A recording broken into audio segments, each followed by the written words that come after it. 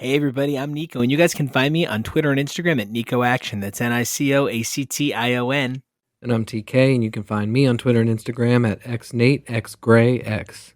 And we two means we must be here to discuss MC2. And oh man, we are at some crazy crossroads with the unbelievable Earth 982. I could never have imagined the bonding process this would be. This sort of, well, we've survived it and it's been so much fun. And I got to start off with, where are you at 45 issues into this universe? I think I'm at a point where I'm really starting to see everything come together in a way that I can now plausibly hear people say, oh, I love Spider-Girl, I love Mayday Parker, and think that that's a reasonable thing. I think in the first few volumes, I was having trouble seeing it all. I've seen a lot of cool ideas, a lot of really funny references, a lot of stuff that made me kind of crack up about how Marvel gonna Marvel, but I was not seeing anything with a ton of charisma or a ton of gravitas. And I think that's starting to come together in this volume.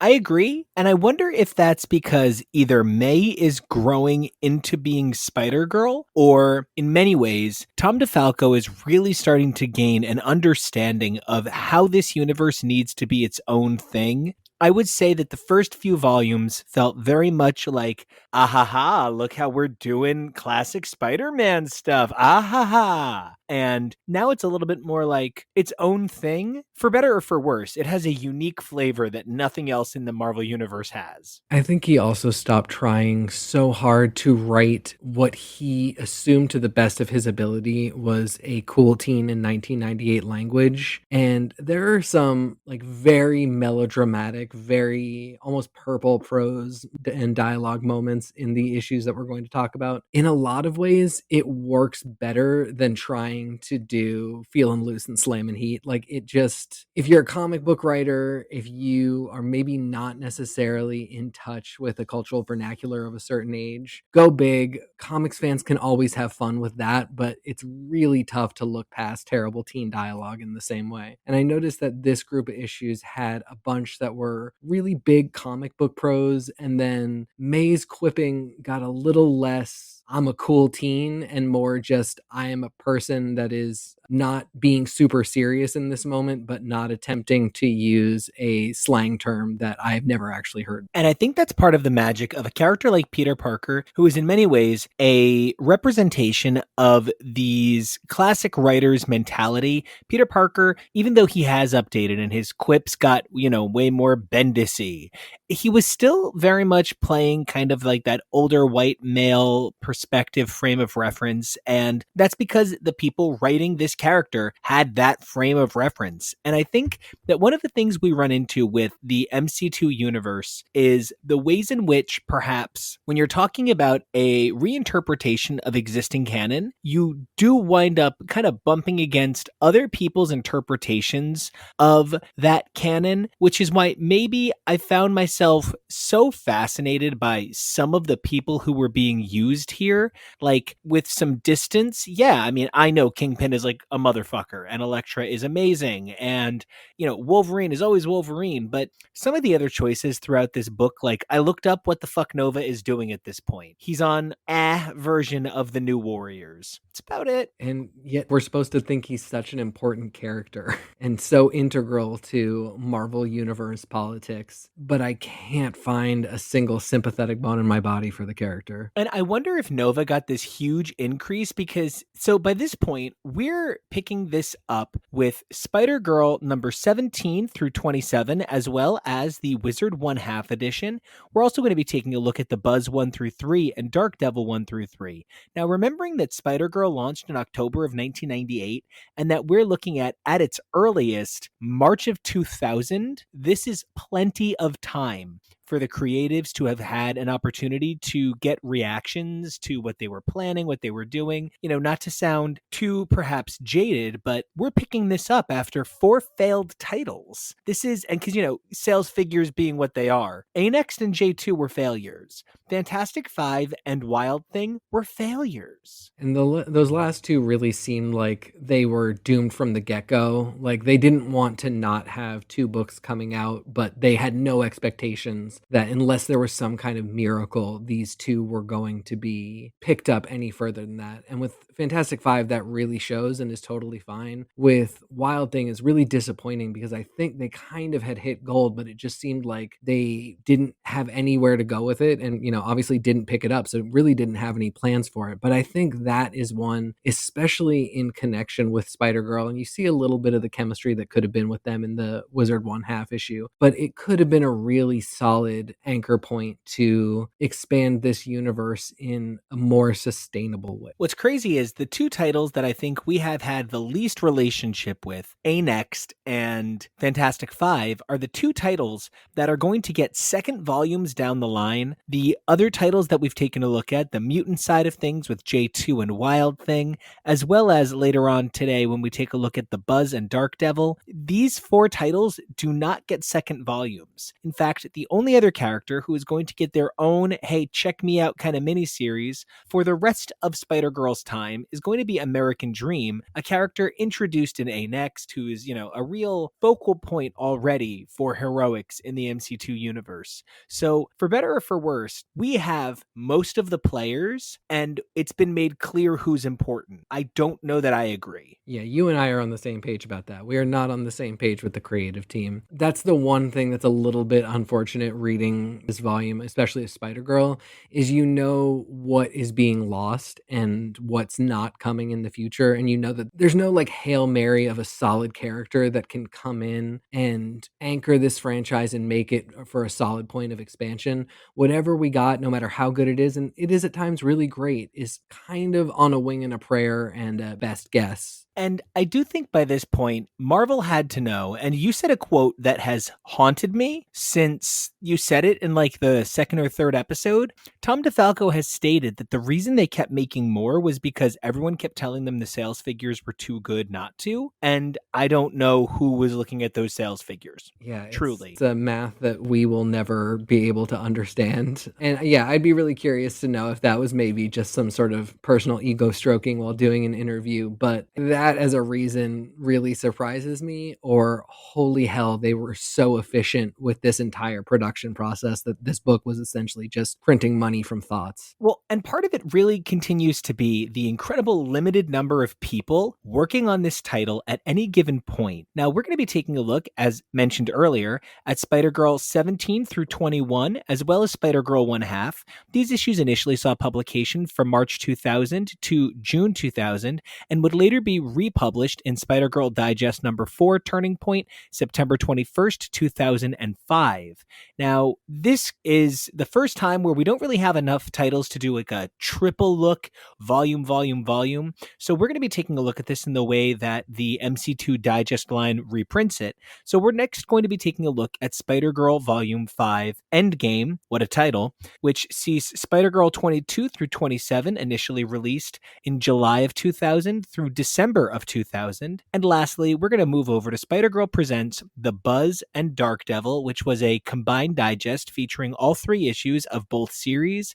This was originally published in May 9th of 2007, so quite a bit later than the stories that it goes with Spider-Girl being the anchor point. These stories were originally published July 2000 through September 2000, and then again November 2000 through January 2001. And, the cast of creators are all the people you're expecting. Everything was either written by Tom DeFalco or Ron Frenz or a combination. Your pencilers were Ron Frenz, Pat Olive, Patrick O'Keefe. Your inkers were Sal Buscema, Al Williamson, and Al Milgram. Colors from Bob Sharon, Christy Scheel, who did like the fucking bulk of this, Nelson Yamatov and Bob Sharon filling out colors on Buzz and Darkdevil respectively. And then our lettering tasks belong to Jack Morelli, Janice Chiang, Dave Sharp, Jim Novak, John Workman, Paul Tutrone, and industry legend Tom Warzakowski, which is just fucking wild. Guy's written X-Men stories, and here he is lettering Darkdevil.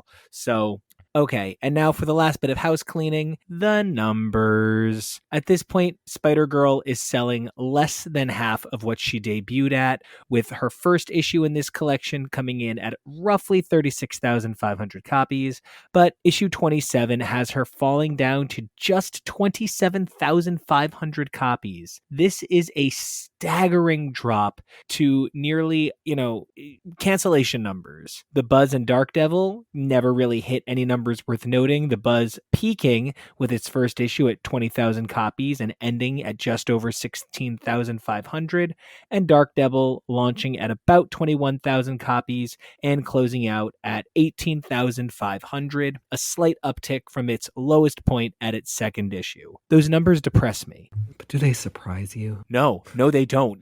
You know what? Maybe they do. Maybe I am surprised. Maybe I'm surprised that the Buzz sold like 20,000, 17.5, 16.5, and then 6 months later, Darkdevil sold 21, 18.5, 18.5. That Darkdevil came in later, sold pretty much better issue for issue, and held on at a higher percentage point. That's kind of shocking to me. I guess the only thing I can think is that the appeal was really for people who had already kind of had a stake in MC2 and wanted to see something developed, where Buzz very much gives you the vibe that it's a kid's book, and most likely younger kids aren't picking this up because they haven't been following MC2, and the kids that might have picked it up if it had debuted originally are now kind of aging out of it. So it's actually a really fantastic kids book, and that's unfortunate, and speaks a little bit to the fact that marketing really could have played a role in MC2 having a different destiny. But it's solidly like a Saturday morning cartoon book, and I think maybe the audience had just kind of flown around that idea. Well, and I really love what you're pointing out, because it's reminding me why this book really affects you and I. You and I have a certain gay quality that is skew older, so people will take you seriously. And that is a huge thing in communities where people feel othered or marginalized.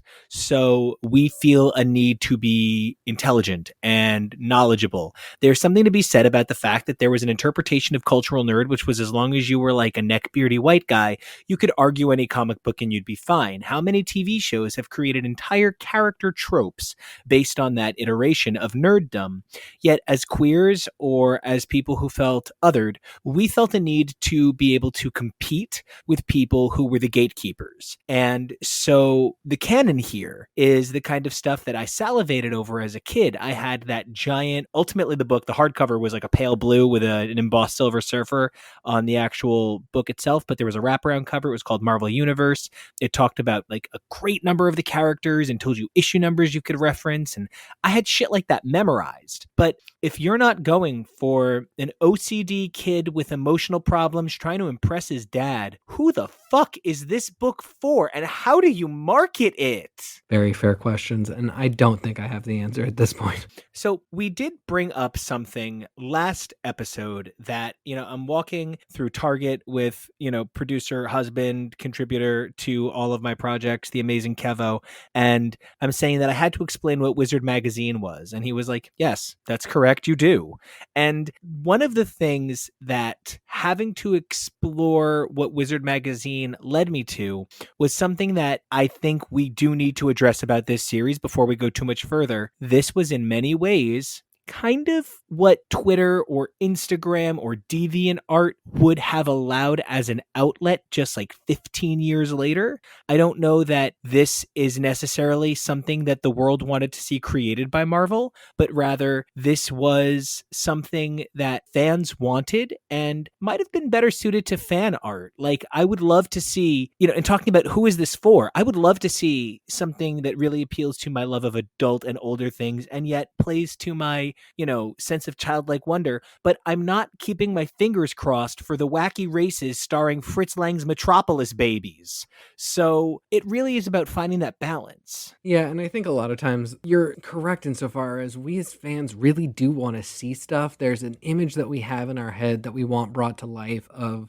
like the child of two characters that would never get together. And if you can pop online and see one image of it, it sort of just scratches that itch for you. And in theory, you think to yourself, oh man, it would be really cool if they did that book. But unless that book is really perfect to a specification that isn't feasible for like making money, for instance, the idea is terrible and you're not going to like it. And so you're correct that this does really feel like a lot of really solid, fun fan ideas that make for a lot of really good play and some nice images, and they spark some really good thoughts. But it is really tough to pull them together into a cohesive narrative that runs as an alternative to the Marvel Universe and is also in a lot of ways a companion to it.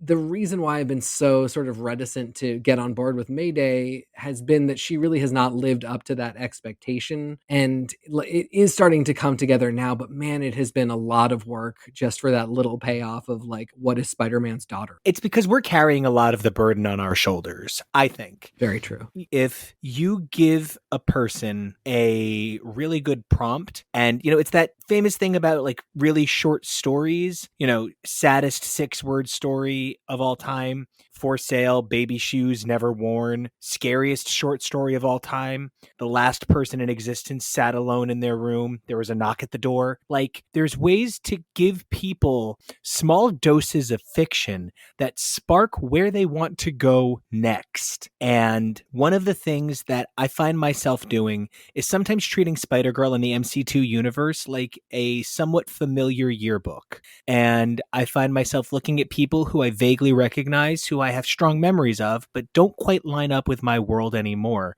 And I'm projecting the stories that I remember and the stories that I'm imagining the future might include. But yearbooking the Marvel Universe in a future past kind of the zeitgeist of the best it never was isn't the same thing as generating an exciting new universe for me to latch onto. And I can now see that this is a universe that if you didn't have the music in you, you couldn't find the song. Yeah, I think that's exactly correct. We see alternate universes all the time. They can be really fun for a solid storyline. They can be great for a what if issue. This is going on a long time, and we know it's going to go on a lot longer. It is improving, but it is a slog. And I'm so glad that we've been doing this project in the way we have, because we have an opportunity to talk about something that I think is really exciting. The Spider-Girl Wizard 1/2, originally solicited for October of 1999. The thing I need to point out is if you don't understand boutique comics from back in the day, boutique comics were a thing where if a book was $6.95, that wasn't out of the realm of possibility. That was definitely something that like Karen Berger was like, yes, give it a cardboard stock and charge $6.95. And, it worked for her for a really long time. But, Wizard Spider-Girl 1/2, fuck, man, that sucks. That was $6.95 and you had to mail away for that fucker. And yes, it came with a certificate of authenticity and there was a signed version. And sometimes there were little changes on the cover, especially with stuff like I was a big fan of like indie porny comics because, I like my ladies hot and slightly monstery. And so I was super into Darkchild. And, you could get like 18 different versions of every Wizard 1/2 that, topless monster hero came with. So when I look back and I take a look at some of the secondary market values, I know that not everybody cares about secondary market value the way I do, but I need to point out that it is not unreasonable for a sealed, high quality certificate of authenticity missing copy of Spider-Girl 1/2 to go for $200.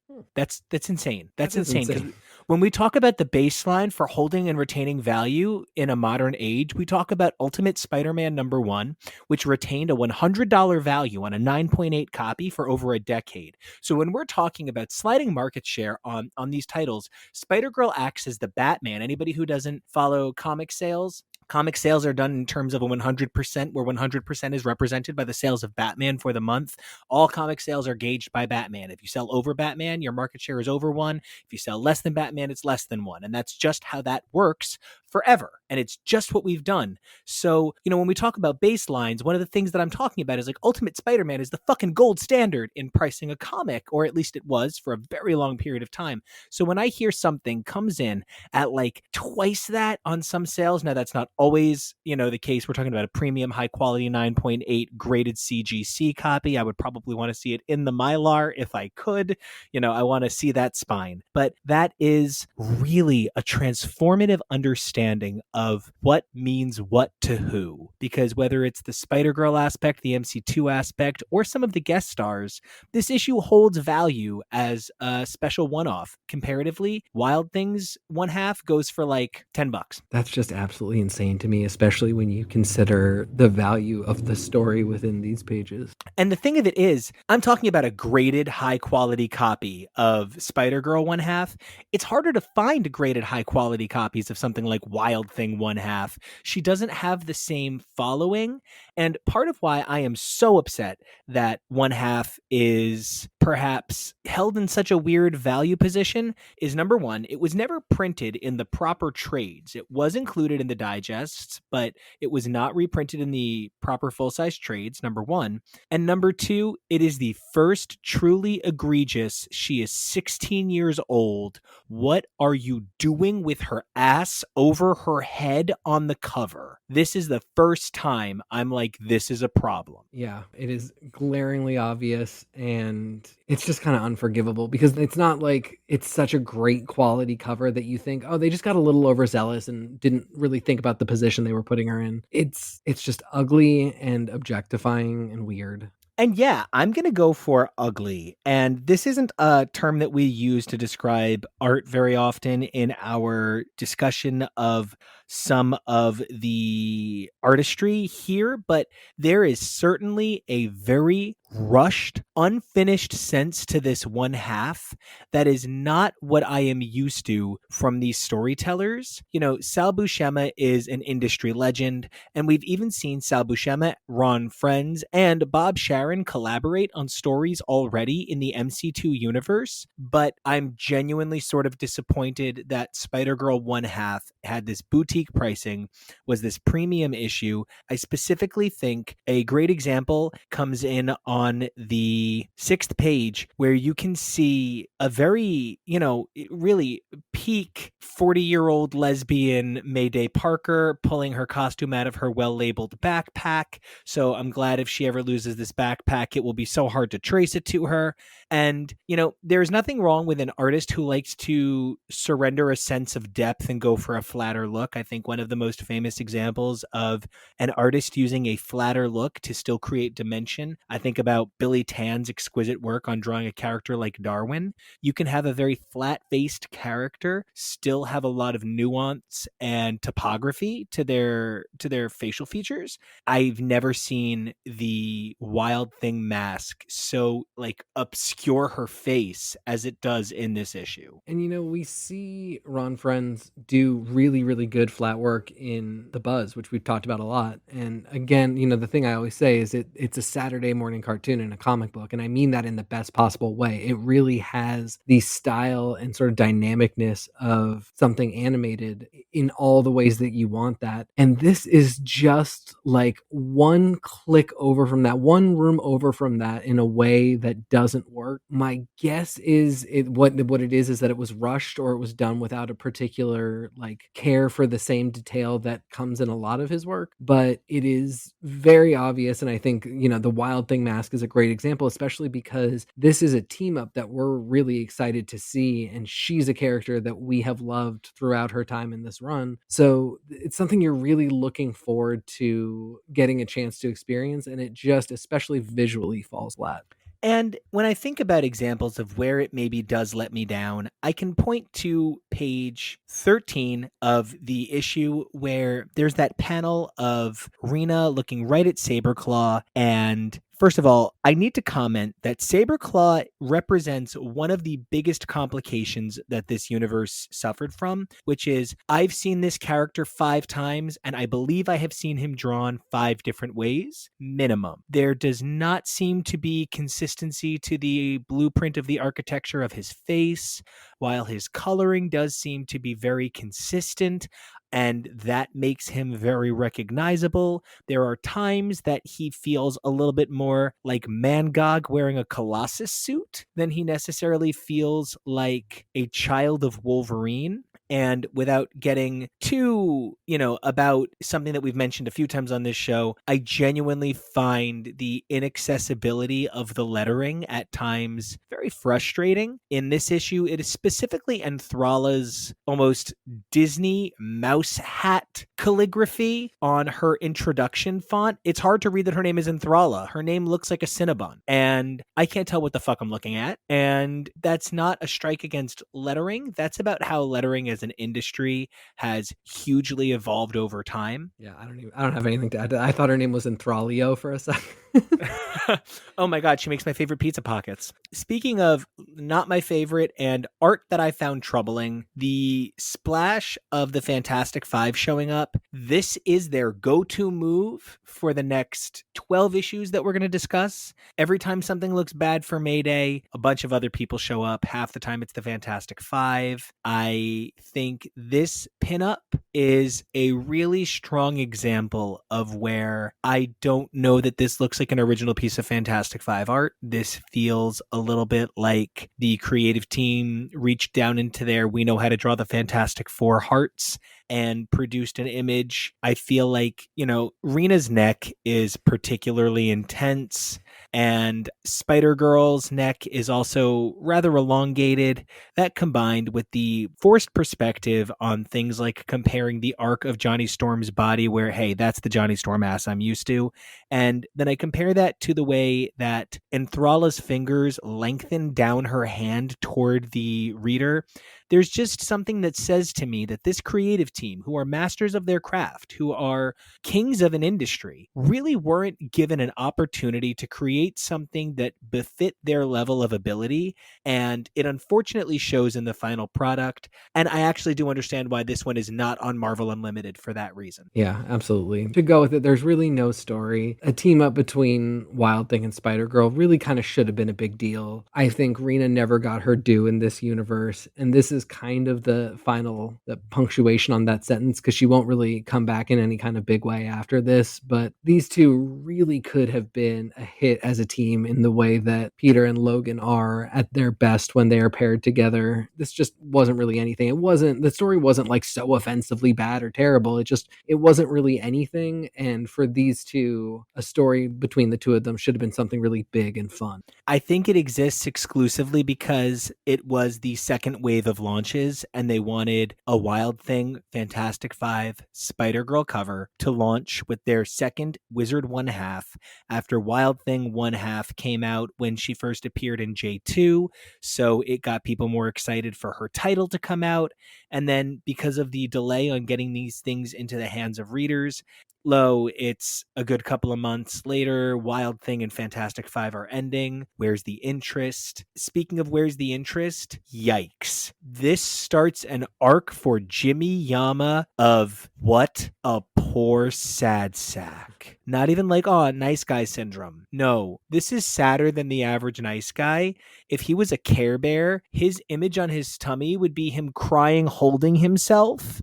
Himself. It wouldn't even be like an image. It would just be his own picture, like somebody who goes to the mall and goes to one of those put your face on a t-shirt and puts their own face on their own fucking t-shirt and it says, I like me. Like, it is such a weird experience to see Jimmy Yama kicked for the next 12 issues. But here, a young woman named Heather Noble uses him for his math homework. End of story. That truly, end of story. And I'm beleaguered by how end of story it is. It's so weird. And like part of it is almost a little bit enjoyable because it's coming off of the really intense, never shutting down thing with him and Moose it just felt like it was going to end in murder suicide. So like just to go to a standard dorky teen that has it rough storyline is a little bit of a relief, but then it's like the same thing with it's clearly it's not Moose's fault. It's Jimmy specifically that they're like, whatever storyline he's in, it's just the same 120 times getting more and more intense in a way that makes you start to worry. And this is the start of a new one of those for him. And I feel like that really kind of talks about what one of my issues with the sketchbook is. It sounds so dumb that I have a problem with the sketchbook, but yeah, this doesn't feel like it really follows where Jimmy's been going. Don't get me wrong. I'm not upset that we're not continuing. I'm Jimmy Yama and I'm the testosterone monster. Hear my balls. But once again, the sketchbook in the back flat out is like, yeah, this doesn't feature characters from what we're talking about. What? I don't understand. Why are you giving me references from Mornova? Why are you giving me Spiral and Spider Venom? I could have gotten any amount of Rena, who is supposed to be in this. Like, she's supposed to be in this. Yeah, you get like a Spider Venom in there that's kind of cool, but then the other villain is Spiral, who is not cool. It's like it is exactly that. It is bonus content, I guess, but I didn't ask for any of it. Especially because it is premium bonus content. That's kind of the problem. It is premium bonus content. When you're paying $6.95 for an issue, when the standard going price of an issue at this point is like $195, you're really talking about an upscale in pricing that it does need to be worth it. I'm not coming for anybody in a nickel and dime kind of way, but there really is a sense to make sure that I feel like you take me seriously as a consumer, that I do think that, bad back matter, just don't charge me for it then. The other thing I'll say is the depiction of Mayday in the sketchbook in street clothes is the closest one to approaching something like even mildly normal for a kid her age, like even slightly plausible. And it just makes me angry that somehow like Pat Olive clearly knew that this was the style that would work, and somehow between a sketch and the final product they managed to get it wrong so many times. So many times. And I think part of it also has to do with how long it seems to have taken Spider-Girl to really get somewhere. That like from first idea to when it finally becomes like, oh, this is like a book. It's so many starts and stops. Like, I understand that Spider-Girl 17 is further from Spider-Girl number 1 than Spider-Girl 17 is from Spider-Girl 27. But there's sort of this weird bounce that like Spider-Girl 17 feels like it could come out right after number 1. And then it kind of feels like there's a lot of filler till 27, but it's not filler I don't appreciate. But the book goes through like 10 voices in these next handful of issues. It's pretty wild. It is. And while it is starting to pick up a sort of consistency in terms of being less silly and less like fall on your face miss for specific ideas, it unfortunately starts with this huge arc referencing the Clone Saga and this thing for Peter Parker that, again, if this is not supposed to be a continuity thing, and I'll drop that because clearly it is, like, but this is a weird one to delve into this far into it when your character is starting to hit her stride. It's okay. They actually do something that really works with it. It's going to tie into a lot of important stuff for the MC2. It's very clearly like a solid piece of continuity to say this is a really integral part of the Spider-Man mythos, to the point where no matter what the background is, no matter what the setup is, where we are in time, it makes sense to reference it and to acknowledge characters like Kane. I buy all of that. It ends up working relatively well. The problem is that there are other things like this in the previous 16 issues that really are not integral parts of Spider-Man continuity, but they're treated like they are. And filling those pages with that stuff sort of makes it so that by the time we get here and it's like, oh, the Clone Saga, are we really doing this? You have to do the work as a reader to allow yourself to sort of get into this and buy it all the way through to the conclusion. Because you're right. When you say Clone Saga, I do get kind of, oh, damn it.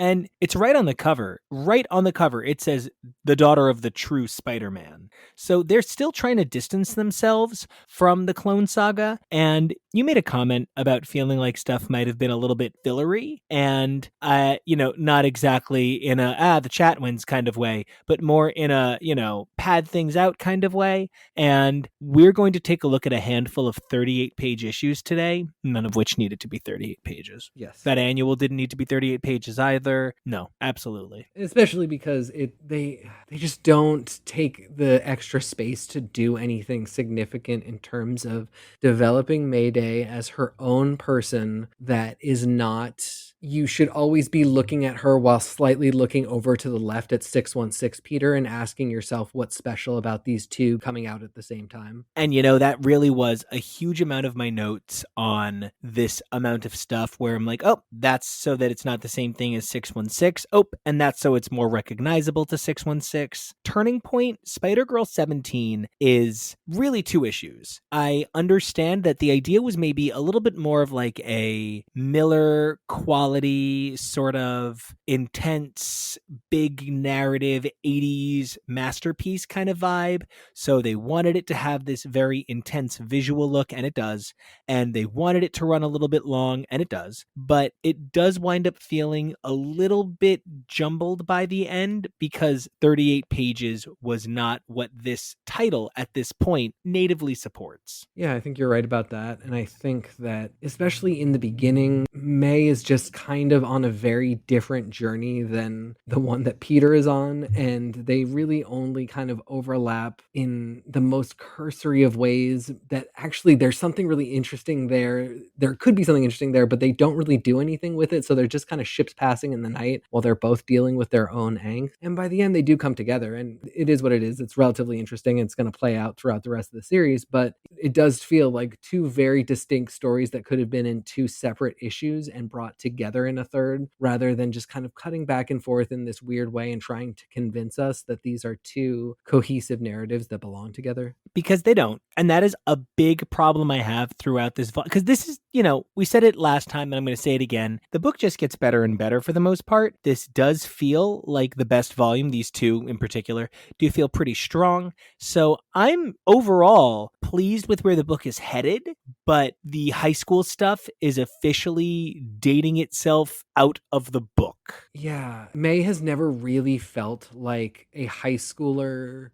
Just like maybe the fact that she's in high school didn't really matter, and that the most interesting parts about her weren't really about that. Not that she needed to be aged up to college age, although maybe that might have solved the problem, but just that this high school stuff, it's like a silly little intermission to whatever is going on with Spider-Girl that we care about, which usually has nothing to do with her high school life. She's not really close with any of her friends. They're having these insane, like, gay chicken dramas that she can never be a part of. Two guys are fighting over her, but she doesn't really seem to like either of them. And are they fighting? Maybe they're in love. None of it really seems to matter to her. It definitely doesn't matter to us. It's not the most interesting stuff, but we are kind of stuck here because she's the age that she is. And of course, they're not just going to be like, she dropped out of high school.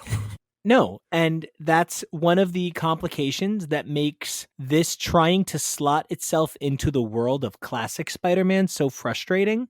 Like, you could make the high school stuff more interesting. You really could, but not if you're trying to take away from the high school stuff to give us Kingpin. I don't even think this is a very interesting version of Kingpin, but when you give me Kingpin could get out of jail, suddenly jealous Brad doesn't seem very interesting. No, and then putting J. Jonah Jameson, who what I realized when we started getting into the buzz is that I love a lot of Pat Olive's art. It's all technically really good. His J. Jonah Jameson looks sickly and miserable at all times in a way that it actually starts to affect how I'm reading the character voice in my head and what I'm thinking is going on in the story versus when I see him in the buzz and he does just look like an aged up version of himself and have that same kind of like, this guy's really weird and crazy, but like really high energy and high strung. J. Jonah Jameson's presence in here is another one that doesn't make a lot of sense, is weirdly tied in with May in the high school, but it doesn't really have any place there. It's not, these elements that are connected aren't actually tying the story together. They're just there to say these stories are connected. You can tell by the people that are in them. And yeah, that's telling me the stories are connected because the same people interact with them is my main critique, this is not working. The format of the book is starting to shift. They're going from everything's a one and done to a bit more of a serialized format, and we're starting to see things where we were being told in one page of May flying across the city, she would, thought bubble 15 different things that I would have rather seen played out as their own 2-page scenes. So we are starting to get that blend of this is why this stuff matters. These characters also go through that. And it's a lot more show than tell at this point, for which I'm pretty excited. But then we still get Kane just walks into work and is just like, LOL, I'm just here to sexually hold Phil on the face and then throw him by what? And That's not the pacing you're setting up anymore. And in the meantime, we're getting a really similar MO from Darkdevil, which, again, because I know we've got the Darkdevil story coming up, I'm looking forward to more and more. And his presence is tolerable in that way of I can see we're driving towards something. But again, it is a lot of the same beat over and over again, a lot of expository dialogue, a lot of him being like, isn't it weird how mysterious I am? I'm that person in a manner of speaking over and over again. And because these books are so extra long, it's like you could have actually just cut out 3 of those pages of him saying the exact same thing and we could have kept this short and sweet. Yeah, because as much as I'm a big fan of how the book is dynamically transforming, one of the things I don't need is I don't need for decompression. I need for a recognition of where the story could be kept tighter. And one of the things is I maybe need a little bit less Snidely Whiplash. I need a little less Boris and Natasha standing off in the background going, yes, and this is how we do it. Like, I need a little bit more, I'm the bad guy, fight me, and a little bit less, and this is why you shall entwine with me upon the sky. Like, it's not what works at this point in comics culturally. We're at 2000 now. We're at the point where New X-Men and Ultimate Ultimate Spider-Man, a huge amount of change at Marvel is coming. And the stories that sound like this are kind of the Chuck Austen stuff, where that's the stuff that is not as fondly remembered from this time. It's really just a matter of, is this better or worse than the really silly, quippy, but I have never heard what a 16-year-old girl in 1998 sounds like dialogue? I'm liking this sort of overwrought stuff a little bit more, but as it is getting me to like May more and as it's getting me more invested in the characters, it is making me think like, okay, let's find a solid middle and start telling some like good, efficient, fun stories. For my money, the most economical use of page time in terms of beats, emotion, playing out the art is MJ and Peter. So, Peter, you looked so buff earlier. What you doing looking so skinny on this splash? But, like, I do love it. Peter owning his power and resuming Spider-Man. Mary Jane kind of at his side. I like the way it all plays out, but this is where it seems like sometimes everybody's like, only Mayday can save us. She is the spider hero. And other times they're like, quick, someone stop her before she gnaws on the electrical cable. So here it's only Mayday can save us. And it's like, I feel like every other issue, though, they treat her like a baby. So while the Peter stuff was, for me, a really good use of page time and character understanding, the May stuff was not the same level of effective. I'm going to flip that a little bit because I think they do the same thing with Peter, wherein sometimes they're like, he could pick up that costume and be Spider-Man anytime he wanted. And other times they're like, you're missing a leg. You can't do anything. And it's just this coin toss, how the issue is going to decide Peter's feeling in terms of his own personal power.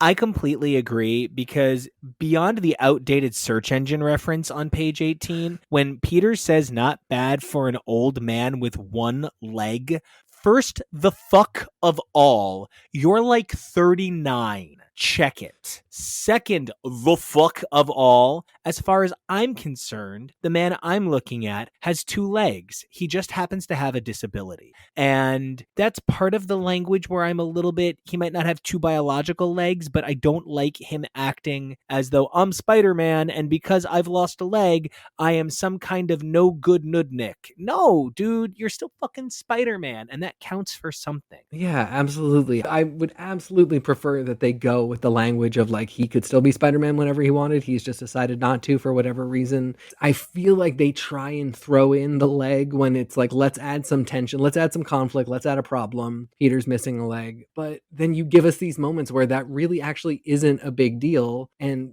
the moments where it's not a big deal are more fun. They're more what we want to see. So it just comes off a little bit ableist and a little bit convenient. And from ableist and convenient to perhaps exactly everything we've said is where the marketing failed on this universe. This is like the third or fourth fucking time that Peter and Mayday have fought together. You know, they fought together in like the mall against Crazy 8, and they fought together in the past, and here they're both suited up. But who got the cover and whose name is on the book? Why did you give an unmasked Peter his own cover in Spider-Girl's book for their like fourth team up? This is not Peter's moment to return to the costume.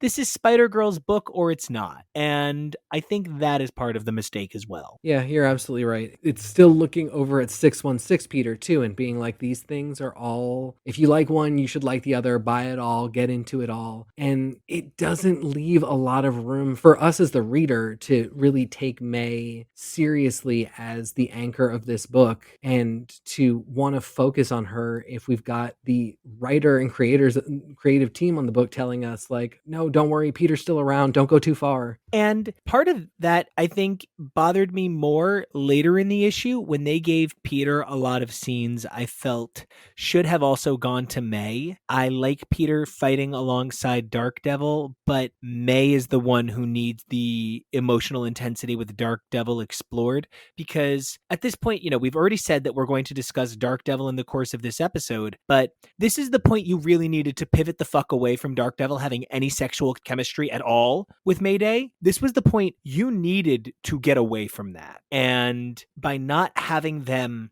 have a non-sexual moment, by instead giving him a moment with someone else, you've just kind of played into what is a big MC2 thing, which is set something up, leave it alone, 4 issues later, pick it back up. I really needed Mayday to fight alongside Darkdevil here, not Spider-Man. I also think giving so much of this like shrouded reference to what happened in the Clone Saga, there's just so much like, you know what you did, and we're not going to reference it directly, we're not going to like spell it all out for you, but it's really important, and yet we also know it's not the least bit important because all of these stories could be happening without any reference to the Clone Saga ever having happened.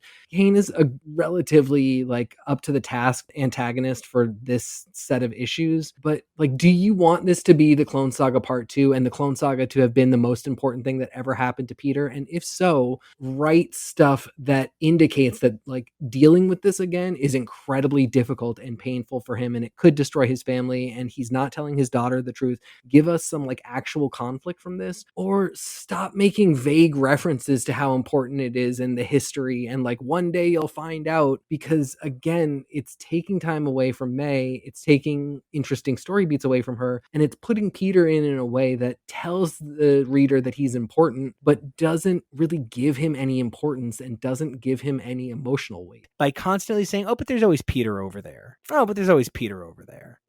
You really are making May less effective. You are telling us that there is something more significant than May's story in her own title, and that's not what I'm here to read. I think the Kane in the final panel and that whole Wilson ending just feels a little bit on top of itself. It's not necessarily a bad ending, but I do feel like for an issue that had 38 pages, I barely caught that Wilson didn't get his parole till the very end. And I definitely did not realize that they had actually finally apprehended Kane. Those were not things that I felt came through in the story. Yeah, because I feel the same way, and the fact of the matter is they didn't really matter to the conflict that was happening. It was never clear what the stakes were. Again, it was never clear what any danger anybody was in. So at a certain point, you just kind of stop paying attention to the outcome, and that's how we get to this moment where Wilson's back in prison, Kane's there with him. It's okay. We'll just start the next story back up. And speaking of starting the next story back up, Spider-Girl number 18, Raptor's Regret, is some sort of weird, like Spidey Brewster special. I'm so conflicted because this is what happens when you try to do a hard-hitting story, but you do it in a way that doesn't commit to who is the good guy and bad guy. And it can be okay to be like, that bad guy is also in trouble, help them. But everything about Raptor's Regret just slightly misses the mark for me. And I would love to know how you felt about finally, like, legitimately getting the buzz instead of having him just kind of thrown at us. In this particular book, I did not super care. The big reveal of who the Buzz is really apparent right off the bat, so that didn't really do anything for me. Again, we're starting to get a hint with this art of the really great Saturday morning cartoon style that I love. This for me is a very standard Mayday Monster of the Week episode / issue. Didn't really love any particular part of it, but especially coming off of just the really dense stuff that was kind of going nowhere with the previous issue, this was a nice, like, let's return to form. She's a kid who fights crime. Let's have a little bit of that and see where this takes us for the next issue. Yeah, I think if I had any notes, it was that perhaps the specific language kind of let me down. This was an issue where the beats were fine, the dialogue was just where things weren't quite as tight as I wanted. This is the 20th issue of Spider-Girl, and it's the 45th issue of the MC2 universe overall. And at 45 issues of this world, I'm not quite sure why we're focusing on this like saucy, salty man bitch saga of Brad can't get his dick wet, so he's going to take it out on everyone he knows while still playing the nice guy victim. And, you know, we have Spider-Girl saying she has a 10 p.m. curfew. What the fuck, 10 p.m. curfew? I'm so glad. What, the Vulture's never going to attack at midnight? Good call, Peter. And then Peter names 2 vultures and, for no reason, the Fly. And it becomes pretty clear to me that this is such a unique vantage point. This is like DeFalco doesn't want you to think about what isn't going to be necessary to the story. So he's trying to frame things really specifically. And if it felt like everything before this had been on this level, this would feel a little bit more natural. While I like the direction, it is a little bit of a shock to read. I will say this is where you get that first J. Jonah Jameson who looks like an older version of J. Jonah Jameson that I'm just like, yeah, that's the guy. That's what I've been expecting this whole time. And he's even got like one eye's bulging out and he's pointing and screaming at somebody. And I'm just like, this is such a refreshing contrast to the weird sad sack who's like always frowning and looking sickly and just like seems to be mumbling something in the background or in a courtroom. He seems like a very sick mall walker. Yes. Speaking of seems like a very sick mall walker, I just need to interact with this idea that we can create sympathy or a sense of stakes by hurting random bystanders. Page 8, where Theo Rudolfo is on his way home to see his wife, and he's never going to get to dance again, and it's their wedding anniversary, and it's a tumultuous marriage where he's so excited to be with his wife, and instead of dancing with Linda, he's going to have to try and breathe with a tube down his throat, and like, that doesn't make me care more about Spider-Girl. It doesn't heighten my emotional stakes. I have so many characters in this book that I feel like I am desperate to get some characterization on, and I may truly believe I know more about Theo Rudolfo than I know about Davida Kirby. I think that's 100% correct. That's wild. That's real wild. I mean, the only thing we know about Davida is that she likes basketball and is kind of friends with Mayday, but I don't really think any of these people are actually friends with Mayday because she doesn't spend any quality time with them. So, like, this guy who gets 6 panels with a ton of narration, I mean, you know, expository narration, not the best thing ever, but yeah, a lot of the characters could use something like that in these last, you know, almost 24 issues to get them up to a level where we care about them. And then also maybe we use them a little bit more rather than still adding in new monsters of the week. Yeah, and I'll be honest, I actually kind of like this monster of the week. There's something weird about the lettering in this issue that I can't help but notice. This was definitely at a point where we're not really sure what's going on with font accessibility. There's some really weird sizing. There's some weird font changing. You know, for all intents and purposes, unless you're Todd Klein in 1993, letters aren't really hand lettered as a rule anymore. You know, it's really strong font use. It's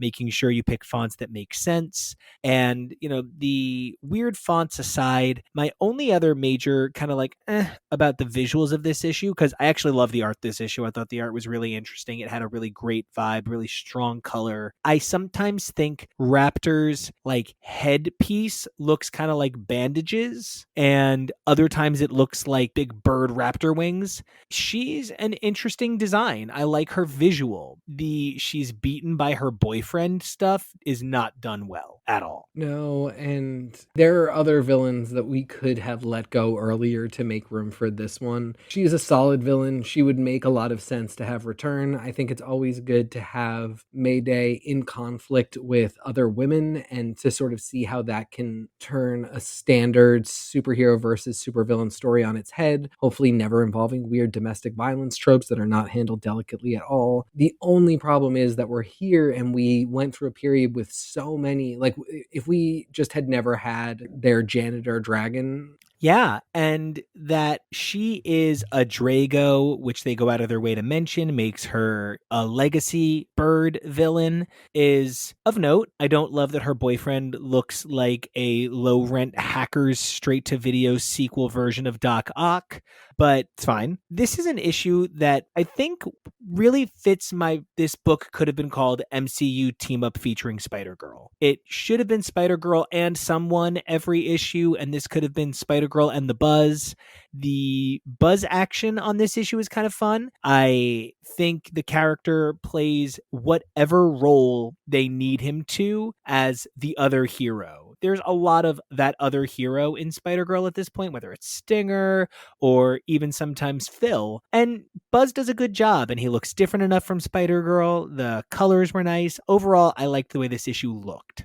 Yeah, I feel the same way. It's a good portent of the fun that's going to come with Buzz later. He is a solid character. He and May have a good chemistry. When you compare to somebody like Nova, who, again, just if we never saw Nova and instead had more Buzz, really definitely be a lot happier with that. So I'm happy that he's in this issue. I like everything about this. It just maybe is too little too late is not the right term, but when we don't get solid beats on some of this stuff, or when it comes after something that was a bit of a slog to get through, because we've had to deal with so much of this stuff in the past, I get a little nitpicky about the stuff that I wish could be better, because I just feel like after this much time, let's take it to a more heightened place, especially as we're seeing it get its footing. I wish that the writers had that vibe, because I do want the title to get more footing, and instead, issue 19, while fun and while a send-up and cute, it really broke up my sense of momentum,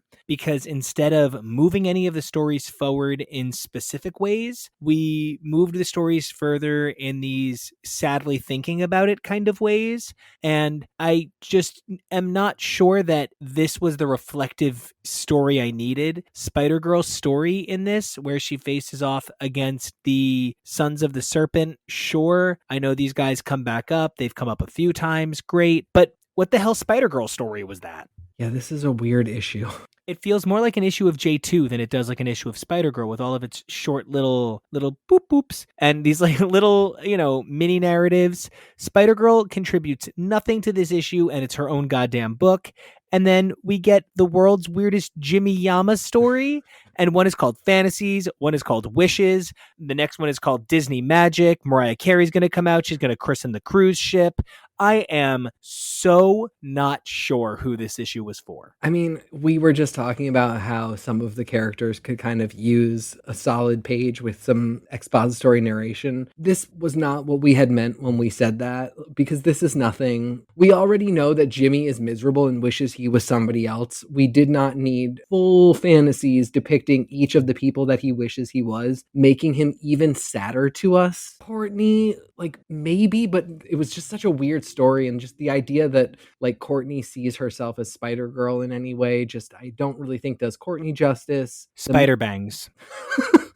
Spider weird headpiece coming out the top that nobody would ever let happen. The Moose one is one-off joke that wastes an entire page to tell itself. Like, I get the idea of like every once in a while you want a fun little breakup issue that gives you a little bit of insight into the characters. It doesn't give us any insight into May, because May's story is just kind of a really shortened Spider-Girl story that doesn't tell us anything. The three schoolmates of hers, it doesn't really tell us anything that we didn't already know about them, and it doesn't connect them to May, which is that's one of the big things that we really need. Is we need her experience in high school to in some way be relevant to continuing this story, and not just like this thing that I keep forgetting she's supposed to be doing. Because as you're describing it, I'm realizing how Jimmy just really wishes that he was his cousin. He just wishes he was his cousin with the hotter dad, because without knowing it, J2 is much more connected to the Ant-Man family. Not that he says he wants to just be connected to Ant-Man, but like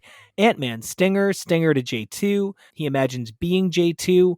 I can't imagine wanting to be Psy-Lord, but that's a choice he makes. I love the Captain America look. Like, there's things that are fun about it, but you're right. It just makes me sad because it makes me realize all of the things he wishes were different about himself. Each one of them is a different kind of quote unquote better than he is. And it just bums me out almost as much as trying to remind me Norman Osborn exists in the Courtney segment bums me out.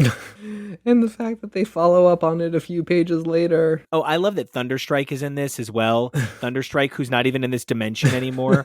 Argo, who is in the foreground on the left, looking like a Bill Sienkiewicz painting. It's absolutely incredible. And my note about the Moose page, and maybe I'm reading this too deeply, but is this offensive or problematic? Because here's my questioning on it. If Moose is genuinely sort of this complicatedly simple, then I don't know how much I'm willing to believe in his place in this story as somebody who is capable of functioning in this group, this fast-paced life or death situation group, not because there isn't room for a character of different ability, but because otherwise the authors don't understand how this kind of character should be in this situation. I'm at the point where I need Mayday to put on the fucking suit, go up to Moose when he's with Courtney and be like, I'm not her. Thwip, thwip, gotta go, and swing out, because I'm worried that Moose's place in this story is gonna get him killed.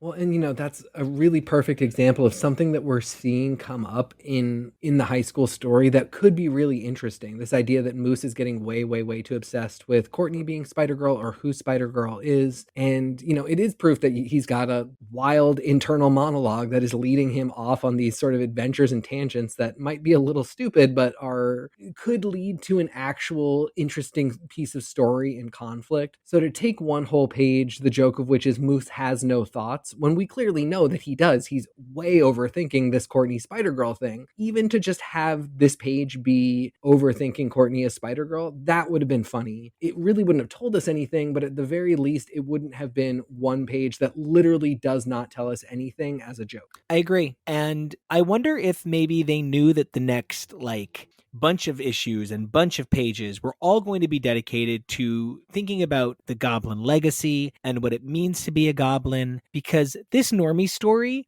it was pretty well done. I didn't expect to get layers of psychosis to Normie. The abridged backstory functions much in the same way whenever we get it for May. It functions like the Last Days of Spider-Man kind of stories. It was clever. I do wonder how him sitting in lockup that whole time in a psychiatric care facility, no one's been able to notice this tech device in his totemic tulpa. What the fuck is happening with that thing? No one notices the glider approaching.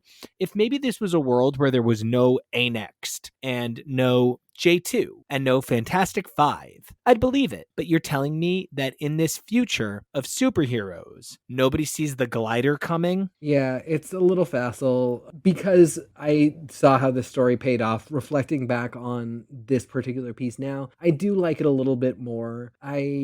Just these repeated beats of going back to the Parker Osborn legacy and the adult characters. When it's not done the way I want to see it, it does just kind of come off as it was more interesting when it happened with the parents, and now we're suffering through you trying to deal with your childhood trauma. There are ways in which that can be interesting. This one I think does pay off, but this particular piece of story, it's cool. His tattoos are freaking me out. Every time I try and look at this to keep talking, I'm seeing the tattoos again, and it's just the most ridiculous thing. The tattoos do start to feel at some point like James Franco was cast in a Post Malone biopic, and it's just too much. Very Spring Breakers too. He's clearly an important villain in the Mayday Peter story. This is a good start to whatever the next chapter is going to be. I can't suspend my disbelief that much. There's just no way some of this stuff works. And it's a comic book.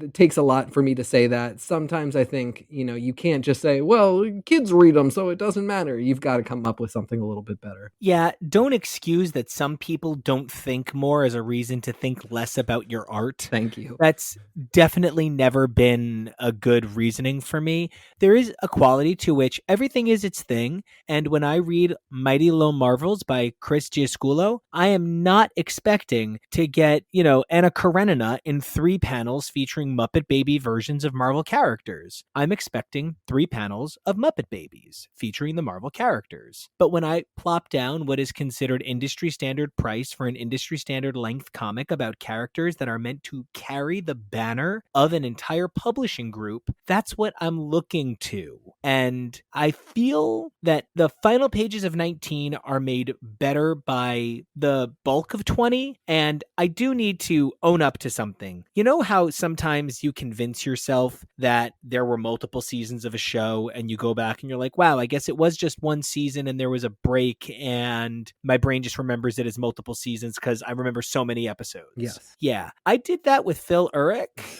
in a big fucking way. To this day, Phil Urich has less than 100 appearances. You thought he was the linchpin of the Marvel Universe, huh? Yeah, I mean, I really thought he was Donna Noble and that he was the most important person in the universe and that he was the Meta-Crisis Goblin. But it turns out that he's not, at all. So he has 27 appearances before MC2 launches, and then he doesn't appear for 3 years, has 3 appearances in Daredevil, doesn't appear for 4 years, appears 12 times between Runaways and Loners. Phil Urich is kind of sad goblin.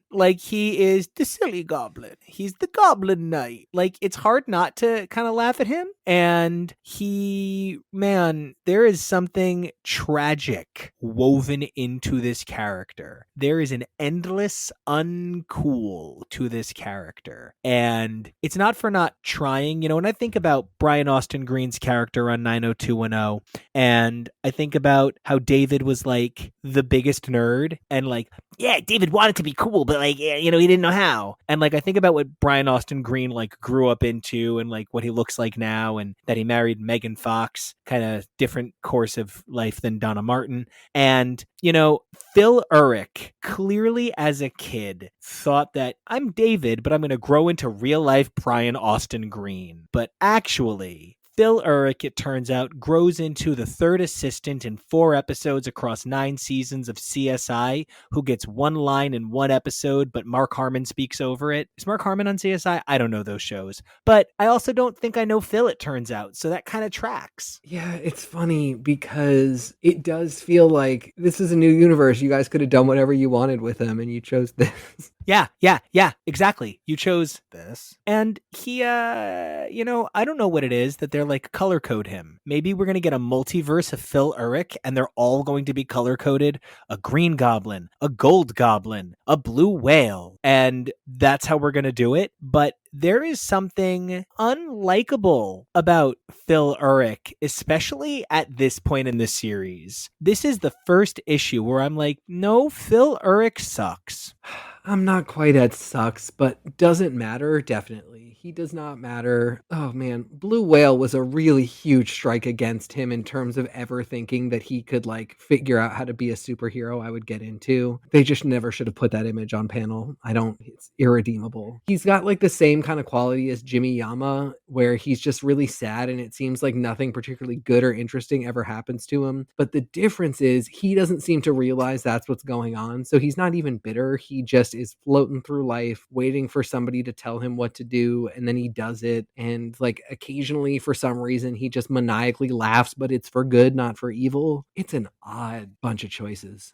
And, for a bunch of odd choices, they did make some good choices. For every the Courtney Moose stuff won't stop making me deeply uncomfortable on a metabolic level, there is the nonstop roid attack of Mary Jane basically going up to Normie and being little boy, don't make me hit you with my purse. And like, I love her. I love this Mary Jane. I don't know why, because she's barely on panel, but I dig her because she reminds me of the kind of mom I wanted to see in superhero comics. Supportive without, because like as a kid I always thought when like Xavier and Magneto were like, we must find where the new mutants have gone, I was always kind of like, why? They're just having fun. Stop it, Eric. Yes, I said Eric. Please don't be mad at me, Mr. Magneto. Like, that was like always how like I felt about it. So there's a way in which I think Mary Jane is active and involved in an appropriate way, and yet I do believe she is hands off enough, because in all of my notes I refer to her as one of the spider heroes. When Mary Jane gets involved, it's still spidering, because you can't be the wife and the mother of a spider character and not equally be a spider. So yeah, I kind of did like the sense of women are capable, especially watching Peter and Phil fail this issue. And we've seen her be supportive the whole time. I think anytime that she is off-putting to me, it's only because Peter is being off-putting and she's trying not to be combative with her husband, which it's a strategy. I appreciate it. But she has always, it seems like, been pretty fine with the idea that Mayday would be Spider-Girl, even when it got dangerous. I think if Peter had never had any problem with it, Mary Jane never would have had any problem with it. All of her problems were just Peter said no, so I can't go again. Like, we can't be against each other on this, so I'm saying no as well. But when Peter's in on it, she's super in on it. She's a really quality, supportive mother to a child, but then mother to a superhero in that way where, yes, like you would want somebody who doesn't have the same level of fear when approached by a supervillain,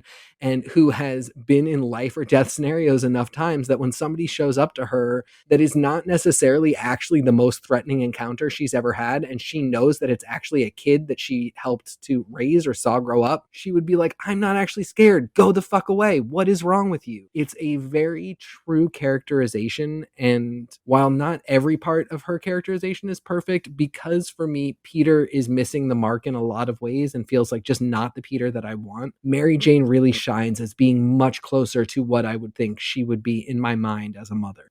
And honestly, if it weren't for the fact that there is somebody far more pathetic than Peter to balance Peter out, it would be hard not to think of Peter as like the trash man. Yeah. Because, and that's something I'd even said early on. I was like, great, now that Peter's training Mayday, what the hell point does Phil have?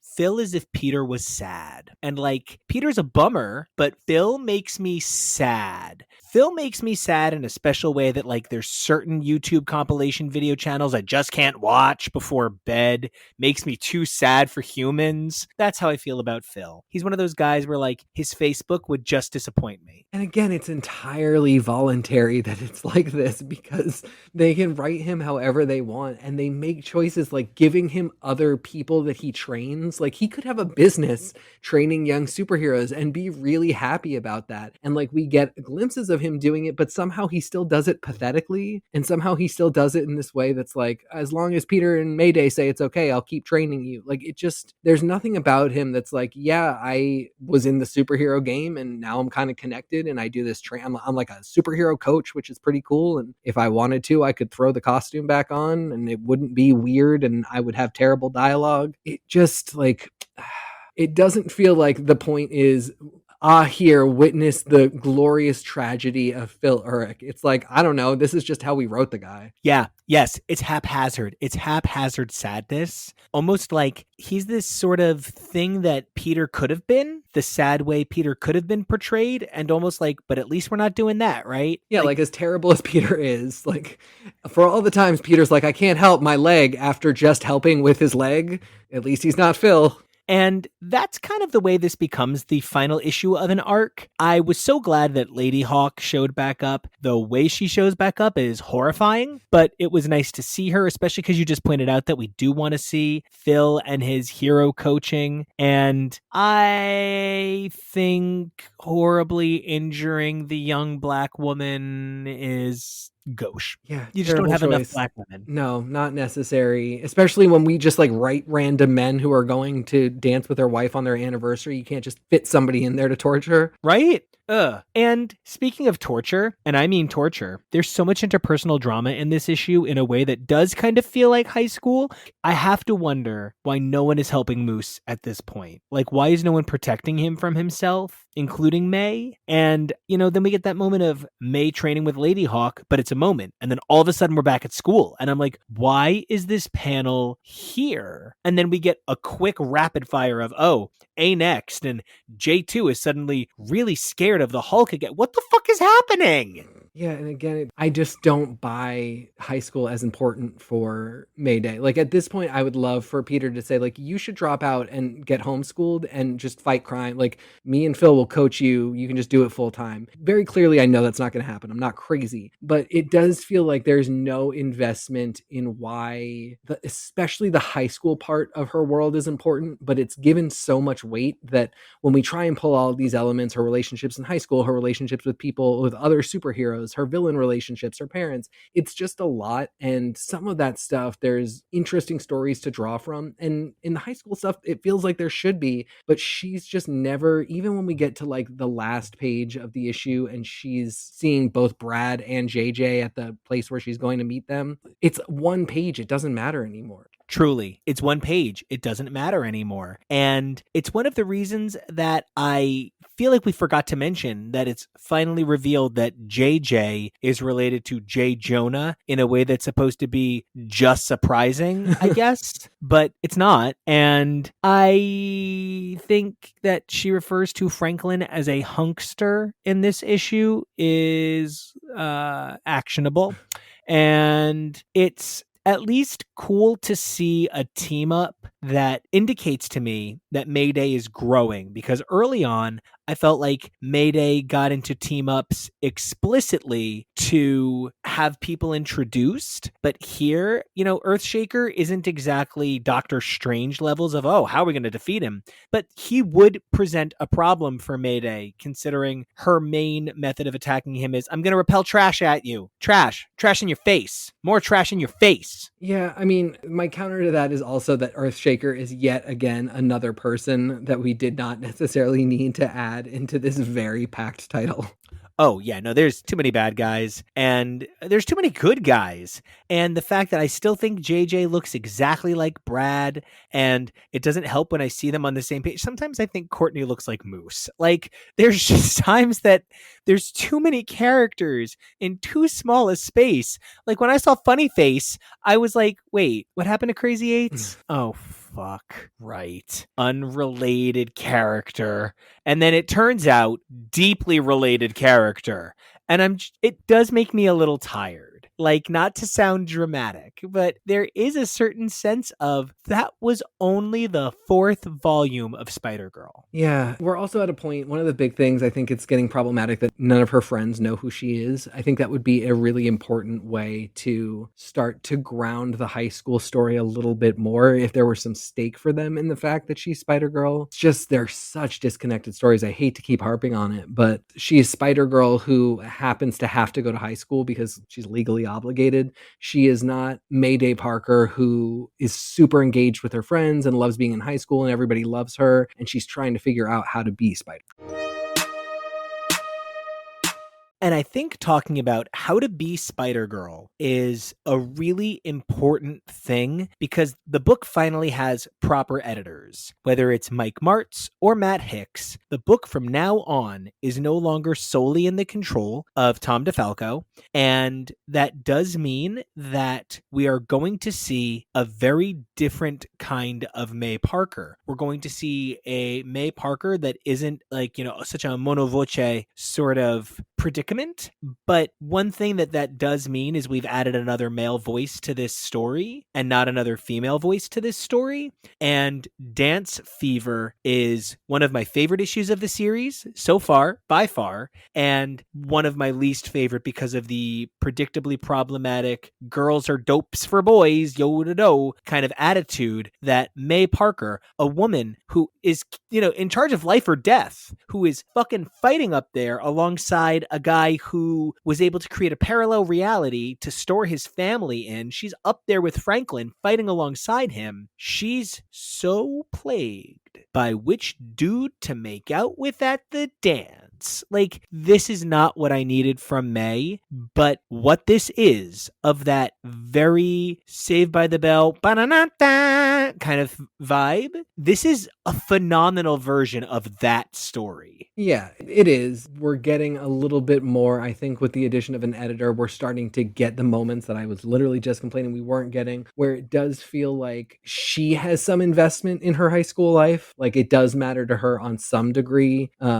Just to have a solid few pages in a row where she's actually like fretting about something. The other thing I want to point out is somebody took a sharp turn in the sort of character designs and clothing, and it's updating in a way that is much more accurate to the time that it ought to be, which makes it a lot easier to not sort of get lost in how silly everybody looks and how completely disconnected from any sense of time they are. It's because we are talking about May as like this character that is rubbing elbows with Franklin. It would be so cool to see a story where she's like, I fully admit that this is dumb and that I am Spider-Girl and also trying to figure out how to deal with my own hormones, and caring about Brad or JJ is a stupid thing, but I still care. Like, that's always a story that I think is a really funny one. And that's one that you would be more likely to find with some female voice participating in the creative process, and one that I think like an older straight male audience would just never even think to put on page. Absolutely. Because the thing that I find myself so frustrated by in this issue is that I'm really starting to notice that May thinks about characters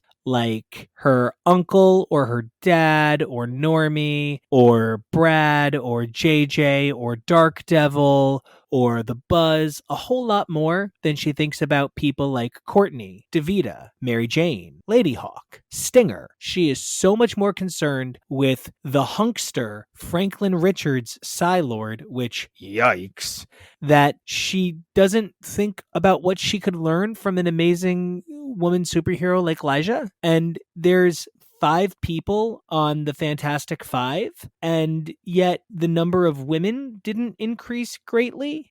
There's just some things that we're not getting right in this universe in terms of understanding gender identity, understanding gender economics, understanding the ways in which Spider-Girl is fighting against a male-dominated tide where the men set all the rules, hold all the cards, and she is still struggling to be taken seriously as a young person, as a new hero, as a legacy hero, and then on top of that, her boobs are literally wrapped in the insignia. So there is something that is becoming increasingly, I am aware that they treat her like a young girl as we go further. Yeah.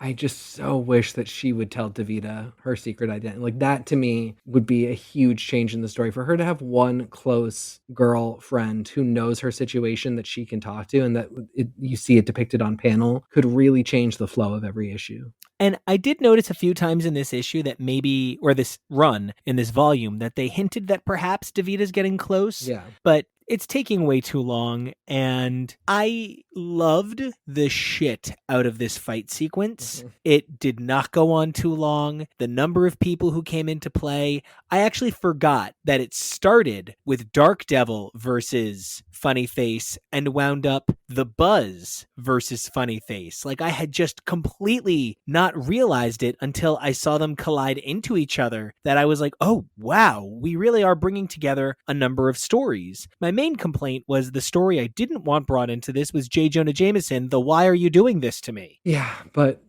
already apparent here why that story is a part of this and what this has to do with the expanding continuity and the expanding character list. And unfortunately, it's one of those things that they treat like it's a big reveal and like it's not just really kind of clumsy and obvious. It would work so much better if they just accepted right off the bat that there probably was not going to be be a good way in this particular book to have a reveal like who is the Buzz and have us actually be surprised or have it be anything big. So take that, just accept it and have some fun with it where you don't worry so much about the reveal and you're not trying to hide where characters are at certain moments or like play up certain characters in a way that you think is subtle, but it's not really. Like, just accept that it's really obvious from page one and have a little fun with it. I agree. And I think that there was more fun to be had with this next run of issues than they had. Number 23, The Girl with the Power, number 24, Dragonfist, and number 25, The Savage Six,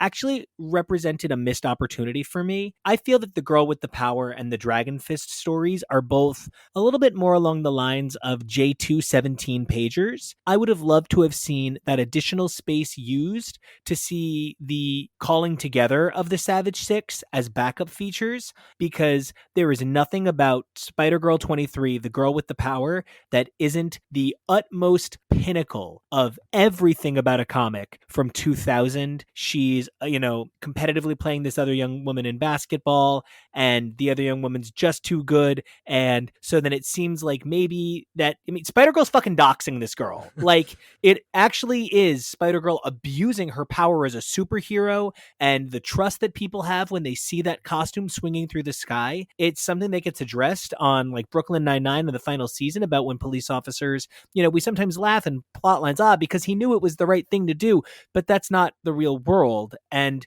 she comes dangerously close to doxing people here. And for it to ultimately be that the young woman does have abilities and she is using telekinesis, I'm annoyed, actually, that in some ways Spider-Girl was right to invade this woman's privacy because she was, quote unquote, a little bit cheating at basketball. May, so are you. Yeah, the unfortunate thing is that if everything had played out as it did, but with better perspectives and with some sort of like, just because you turned out to be right that she was telekinetic doesn't mean that anything that just happened was right. And also, like, stop being competitive with women and only thinking about boys. This is somebody who could have been a friend. Like, realize the missed opportunities in your own life. Because, there's a long history of Spider-Man working with completely human people. How many completely human Avengers are there? There would be room for a, Taskmaster like physical fighter who might not have perfect mimicry, but if she can learn a basketball playbook, she can learn maneuvers. Like, I think, yeah, exactly what you said. I would have loved it if she was human, because show us something like that. That would be great. Yeah, just play around a little bit with these stories are all taking pretty obvious tropes and applying them to Spider-Girl with the idea that like it's her turn now. Like, everybody goes through this. Let's see May go through it. And that's fine. They are a bunch of fun stories. They do develop the character overall as a whole, but I think at this point what really would have been interesting is to say, like, here's a trope, we're going to spin it on its head because A, this is not the normal Marvel universe, and B, this is not the normal Spider-Man. So see what happens when, we have a character that is trying to get through high school and does things a little differently. See what happens when we have a character who starts to get jealous of somebody else and handles it not in the same way that her father would have done. That really is where some interesting storytelling could have lied for May, and we didn't get it here. Fine, the story continues regardless, but you do see the missed opportunity. And I do notice a couple of little background opportunities that they did take. For instance, I am now at the point where, like, when somebody comes to school one day and they reveal they have like a cool talent, like someone's an amazing singer or they won some competition, and somebody else won't stop like simp hyping them. Yo, did you hear this person did that thing? Like, I'm at the point where Moose is like, hey, did you guys want to help me put a target on Courtney so people can kill her for being Spider-Girl? Do you guys want to help me get Courtney dead? I want to see her dead. Because that's what it's turning into. And then I'm not here for anybody, but like the F5 fought an alternate universe monster. Wild Thing fought a new mutant. This journalism sucks. This is like, wow, yeah, that's Nightly. That's Nightly. And like, what do you mean she fought a new mutant? Why are you going around telling people people's genetic codes? What the fuck business of yours what my 23andMe is? You don't need to know I'm a mutant. Okay, I can move things with my mind. Maybe it's Gamma. Maybe it's mutant. You don't have a right to know. You don't have a right to ask me. And like, what the fuck? Like, I don't know. Some of that little background stuff was silly, but yeah. And then May just sits in the basketball locker room, just all like, I also want to point out the hilarious idea in 26 that May has changed her hair by growing it out. Oh my God. I cannot wait to point out her barely different hair. Which is only longer. The only thing about it that's different is that it's longer. So there is no reveal to be had here. None. Though, okay, actually, I do have a question, and I want you to reach way back into the Wayback Machine of your mind. And when we take a look at 24, Dragonfist, didn't we see Iron Fist way back in the issue that was like Jug Fu? Oh, yeah. So this feels a little bit confusing, like that doesn't get brought up. I believe we saw the other Iron Fist, so like that makes sense, but what this issue was, there's sometimes stories where if you're not in that moment, you don't really get it. People sometimes are like, what do you mean there was an entire genre of like film and movie that was putting people in reality TV programs and thinking it's unique, like Truman Show and Ed TV? Yeah, no, that was like a genre of film.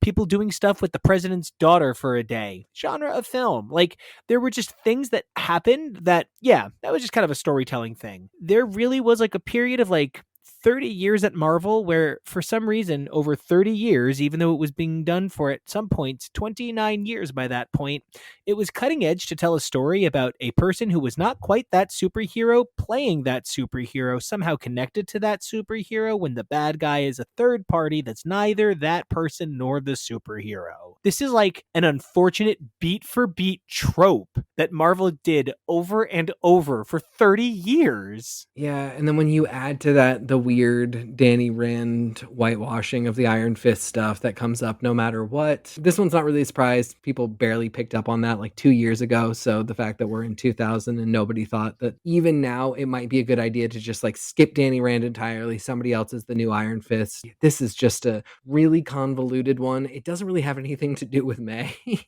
This is their own problem that they've really got to figure out. I mean, she shows up and fights, but all of this could have happened really without her. If I keep saying that other issues were MC2 team up, this is just MC2 Law and Order. Yes. She just comes in the middle of something already happening to other people. Right. It's not even her procedural. She just shows up in the middle of it for some reason to, I guess, for backup, maybe. Yeah. And you know what doesn't help? That it's some weird, very sort of motionless combat. And that's kind of hard to express, but like there's usually a more fluid sense of motion to an Iron Fist combat kind of situation where I get like Spider-Man is all about the pinup moments, but Iron Fist is all about the movement. So there's some awkward hugging. There's some awkward posing. There's some, it looks like you're flying sideways. And that both versions of Iron Fist have such dreadfully close costumes is a little frustrating because the headpiece looks too similar. I like that it's 3 different men, all who sort of claim the Iron Fist, sort of kind of, and 2 of them are Asian. So that's at least a lesson learned. You can always tell when it's Danny because of the horrible mustache. Oh my God, the terrible Hulk Hogan mustache. I can't even stand it. It's terrible. I was like, oh, he's the true villain because of the mustache. And I kept waiting for the reveal and it never came. No, and like by now, Danny is not just like in our world, in our time, Danny's not just hot, but like, Iron Fist has gone on to be a revitalized franchise. We've had a chance to talk with the writer of the revitalized franchise, Alyssa Wong. And like, I kind of want to know what she thinks of this Iron Fist, where they tried to have Danny Rand pass on the mantle to a young Asian martial artist sooner. So it'd be interesting. All right, you want to do the Savage Six? I mean, I don't want to, but it is the next issue, and so we have to, again, acknowledge the fact that Killer Watt exists. This is, for my money, while one of the longest issues at 39 pages, one of the least interesting and least content inclusive issues. Whether it's her new hair is JLo at the Grammys hot, huge problem. That is such an outdated reference now. And JLo is still famous in our world. You know what I mean? Like, there is such a weird disconnect that they could have known that. And because there's tons of references that didn't stand the test of time. So it does come off really weird. I don't know. For me, I am just very frustrated that it's Dragon King, problematic. Killer Watt, just sort of dumb. Raptor, hey, we liked her. Okay. Mr. Abnormal, he is just absolutely a penis joke waiting to happen.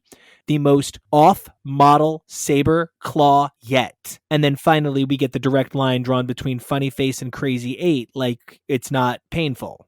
And the idea that this is her Sinister Six, again, if they had just been like, obviously these guys are all terrible, that's why it's funny. Like, Peter Parker had this iconic Sinister Six that you all remember and think about. Look how lame hers are, and this is what she's stuck with. Like, isn't that funny? Let's have some fun with it. Could have been one of the best issues in the series, but we are expected to take this group of people seriously and treat them as though they are the same as Peter Parker Sinister Six. They are simply not. There is nothing threatening about 2/3 of them.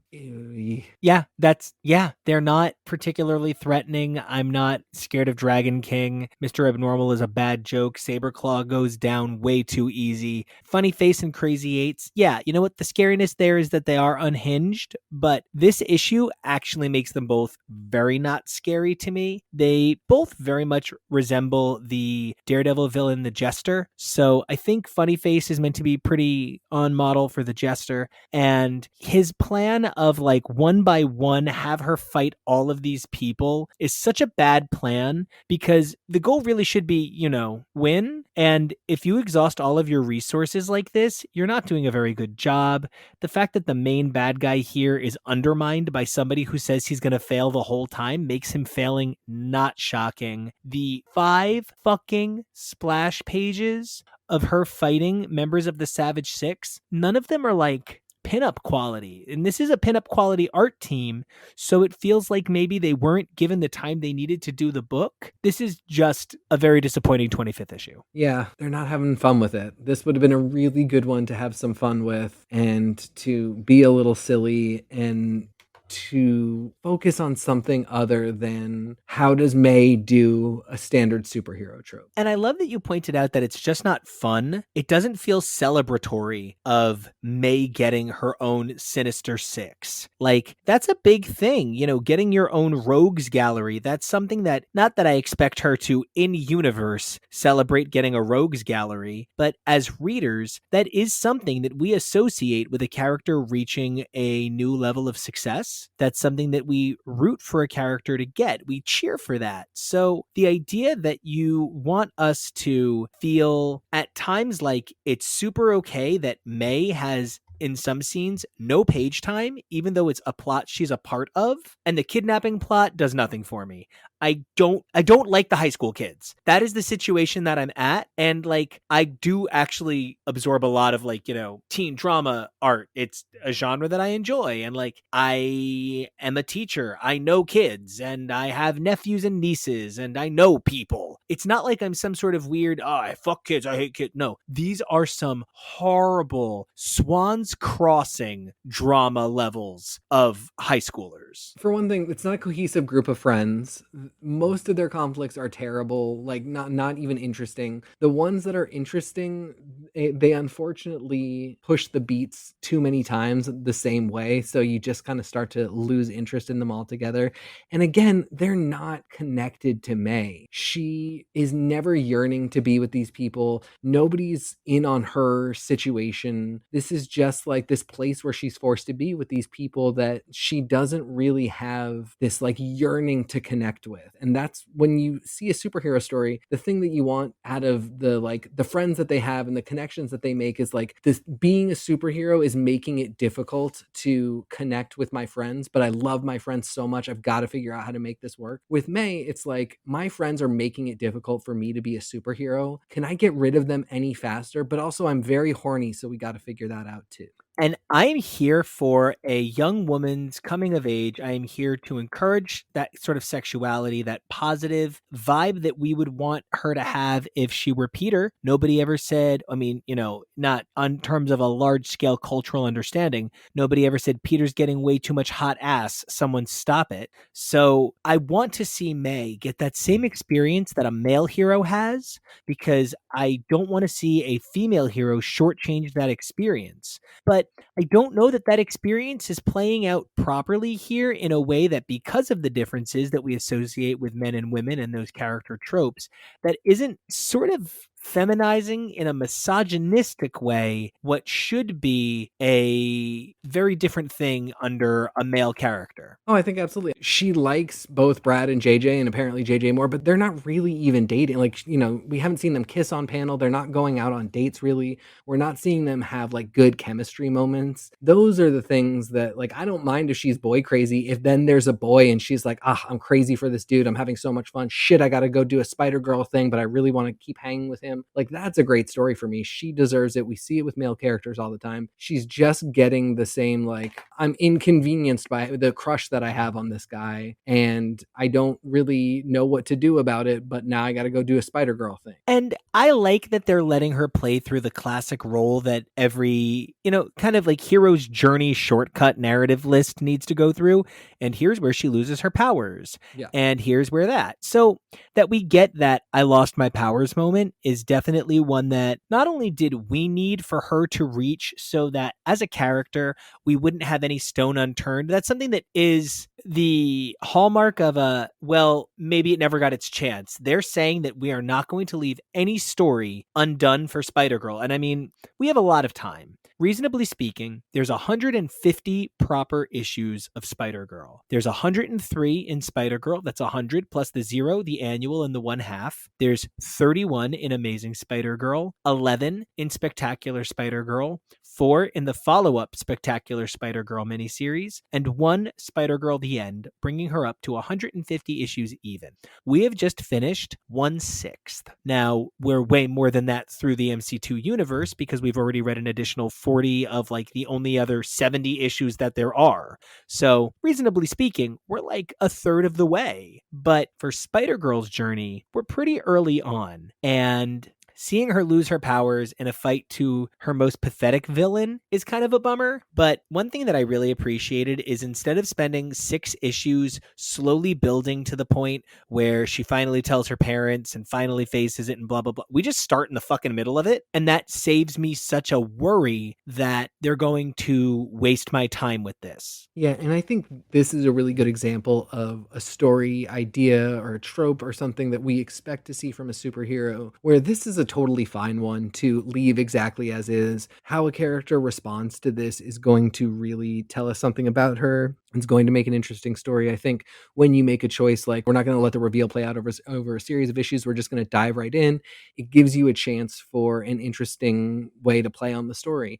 I'm contrasting that to something like the Savage Six, where that's where you should have done something different, because yes, every superhero team has a rogues gallery, but we already know May's rogues gallery, and they are a bit of a hokey bunch. There's times where it's good to use that to your advantage and have some fun, and not try and treat everything like it needs to be hitting the same degrees of seriousness and the same beats of drama as Spider-Man might have hit in the same situation. Instead of giving us always beat for beat Spider-Man's exact story, they're much more interested with upholding the vibe, which is why I think Spider-Girl 26 and 27, Passages and Endgame, are by far the 2-part best issues of the series so far. I am so pleased with where we're at. She's powerless, but she's not weak. The complaint I maybe have is Normie is beyond unrecognizable in wanting help, in being contrite. There's a little something confusing there, but I genuinely really liked this 2-parter. I definitely liked where we picked up in her losing her powers and going forward from there. The first part of 26 is a little bit rough for me. Oh, the thing I refer to as an arc in 7 pages? Right, exactly. It's a solid story. Her losing her powers is, something that I think we really do. We know we're going to see no matter what, so this is a good time to dive into it. The moments that I actually found myself, I was surprised I really enjoyed were between Peter and Mary Jane. Oh, for sure. Those were really excellent moments. Yeah. For all that we've been harping on, especially Peter, I do want to see him grow and change in this book. I do want to see what became of Peter Parker and how he is as a dad. That's part of the what if. That's part of the difference in the universe. I don't always want to see him being this angry, miserable, bitter, sad sack. 1,000%. And I think that might have been why when I saw the reference to Nelson and Murdoch, I got so excited because I was like, oh, okay, if you're going to keep giving me old canon, give me something else for a minute, because at this point, maybe Peter isn't my favorite still. We've kind of bounced back and forth, but I think right now Peter's a little bit on the kind of blah-er side. I still love those interactions, but I'm not here for Peter right now. And if you're going to keep giving me that classic stuff, getting it with this new twist, a Reilly works there. Okay, well, we are back into the endless albatross of the canon monster, but okay, I'm interested. Yeah, I agree. I mean, I think for all that we refer back to it and just the problem of them having said, it's not going to be like that, we've accepted at this point that it is. And when we find these moments, I hold on to them. I take notice, and I'm curious how they're going to play out for Spider-Girl. My hope is always that it's not going to become this huge enmeshing in a continuity that is only partially relevant to her specifically and is more broadly relevant to the idea of her family, but a little a Reilly reference. That's the type of thing that you kind of want to see where it goes and hope that it's just a fun little nod. In this case, it winds up being a very interesting, relatively expansive nod. It winds up being its own Exiles team. It's the most absurd amount of things in one small space. And speaking of the most absurd things in one small space, I know that I've read this issue a bunch of times, but I'm still not sure when Normie gets his hands on May. It's fine. I don't really need to understand exactly, but it definitely just sort of feels like, oh, Normie's got her, no big deal. And I'm like, oh, okay. And one of the things that makes this issue so incredible wasn't even just the weird parallel of Pete, Mayday, and Jimmy trying to convince Phil, Normie, and Moose not to commit acts of violence, but I really loved that everything Mayday did, she did without powers tied up. She literally proved herself like a Marvel-level caliber hero, and that is such a hard thing to do. It really takes someone who's written a million Marvel Universe stories to know that hallmark beat, and he nailed it. This really was, for me, understanding that she overcame the Goblin Spider war with the strength of conviction that she wants to do better by the next generation. Oh my God, make this woman president. I agree. Another totally viable option for a story like this, one that you see in something like Buffy, is action and ingenuity rather than strength is the thing that allows her to win. And so she doesn't always need the strength. She's got a lot of smarts too, but you always need the action. And I kind of thought that might be where we would end up going with this. And the fact that it really is just these two people having, a discussion, a mediation of sorts, a coming to terms about not repeating the sins of their parents is, I was, when it ended, I was shocked that that's where we ended up in this. I kept expecting it to take the hard left into her breaking her hands out and, for them to start fighting. And instead it really is just this conversation that I think one of the points of Normie is that he's always just needed somebody to have with him. And I think the two sides of this war just always needed to have with one another. Something that punches me in the gut is Normie immediately falls to the ground in a childlike pose. He is immediately the weaker, the submissive of the two. And he says that he doesn't know if he has what it takes to kill himself or to kill her. And May says that's good news. It means there's hope. And she says, we're going to get you help and you're going to build yourself a real life. And he says, I don't know if I can do that. And she says, have a little faith in yourself, mister. You just ended a war, didn't you? And that's the most, she gives him the credit.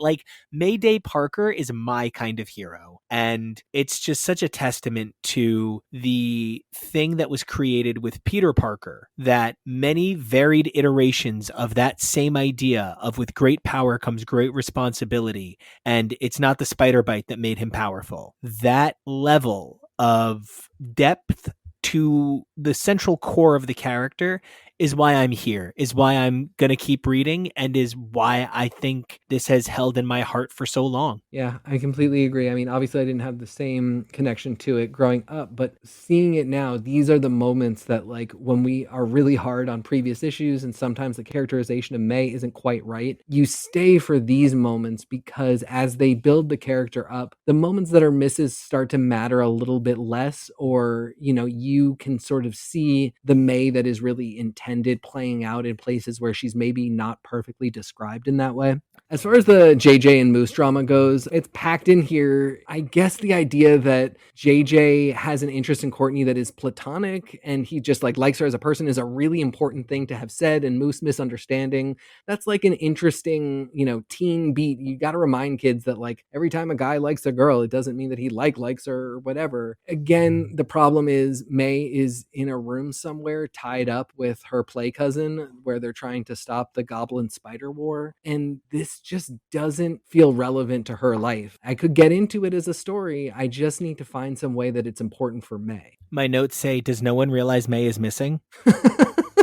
Maybe our little feud about Courtney isn't important and we should go find our friend who nobody's seen in days. Maybe the one who always goes missing is Spider-Girl? Maybe. She has bandages all the time, black eyes. Yeah, it just, the high school isn't connected to May enough. That's something I'm really hoping we'll see in the future volumes, is just a reason why we should care about the fact that she's in high school.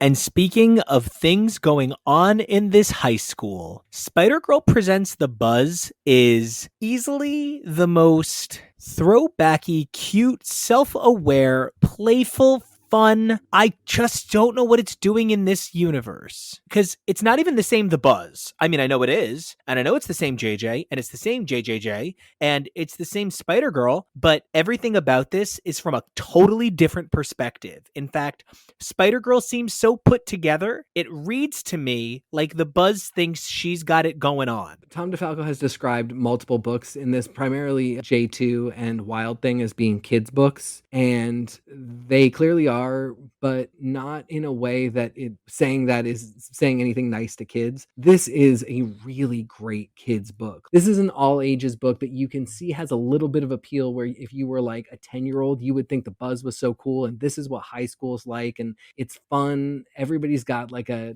like good sense of humor and there's solid action to it. But it never does any of those really awkward, very immature, just completely like teens are cool beats that we kept getting in J2.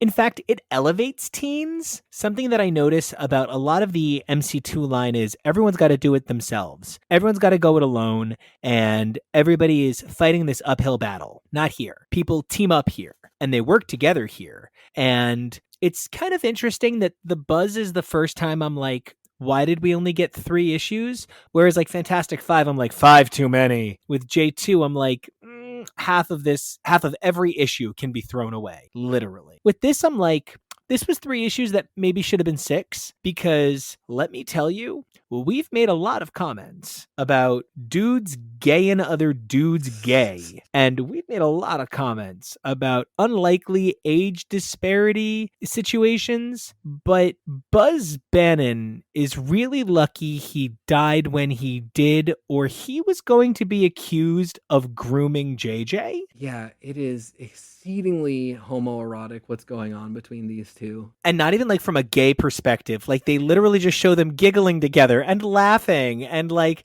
they weight train together. So I am so fucking amazed at the way this creative team invented an entirely different visual style for this book. This book looks like only this book. And it's the same fucking names. It is the same goddamn names as on every other one of these books, with the exception of Neil Yomatov on coloring. And the colors are a huge deal here. The colors are a huge deal. Mike Martz edited it, and, you know, the editing is a huge deal. But, you know, other than the fact that the first half is just kind of like a fun, casual time setting everything up, and then the second half is just bang, bang, bang, bang, bang action, I think The Buzz is probably the best #1 of any MC2 book. It absolutely is. I think JJ benefits from having been previously in the Spider-Girl books, and I say that Truth. almost surprisingly because he's not a great character there, but he's recognizable enough that there's a bunch of situating that we don't have to do. We can just slot right into his life as it is. We don't have to explain, who the old guy is. It's his grandfather. It's J. Jonah Jameson. We're pretty hit the ground running. But the choices that they make from there, this is a series of books that makes a lot of choices, and I do not always agree with them, and I do not always think they pan out well. And even something as silly as giving him a pseudo father, older brother / older male lover type character to guide him to his superhero destiny is a really weird choice, and it works so well here that it pulls the whole issue together and is such a solid driving force. As much as we're laughing about it, and it is silly and it is kind of fun, but narratively it's completely consistent and works for the entire issue and gets you exactly where you need to go. Yeah, and it fits into those sorts of old-timey adventure man and his sidekick kind of vibes.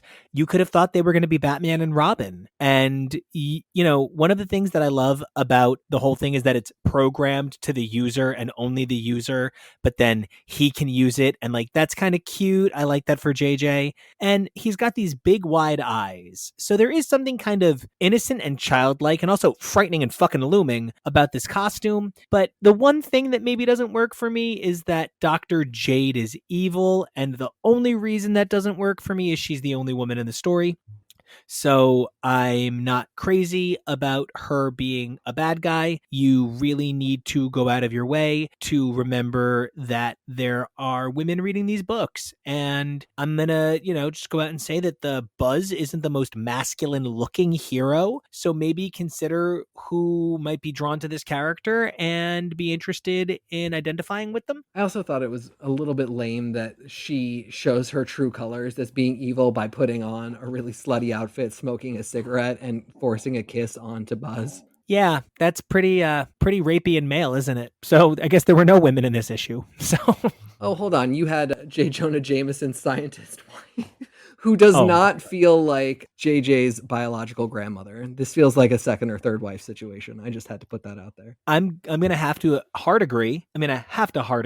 And it's one of the reasons that I think that these books could have used a little bit more assistance from regular WHHHAAAT, official handbook of the Marvel Universe, because I am at the point where everyone is vaguely related to everybody in an overwhelming way. Normie is sort of theoretically, Spider cousin, but the Osborns are related to people, and the Uriks are related to people, and the Parkers are all interrelated, and we're about to find out more about Kane and Reilly's, and all of that stuff gets so complicated so quickly. I'm really excited about Richie Robertson. I love him, and I love that he's the man in the van for the Buzz, and we get a lot more of him in Kill Switch than we got of him in Come as a Hero.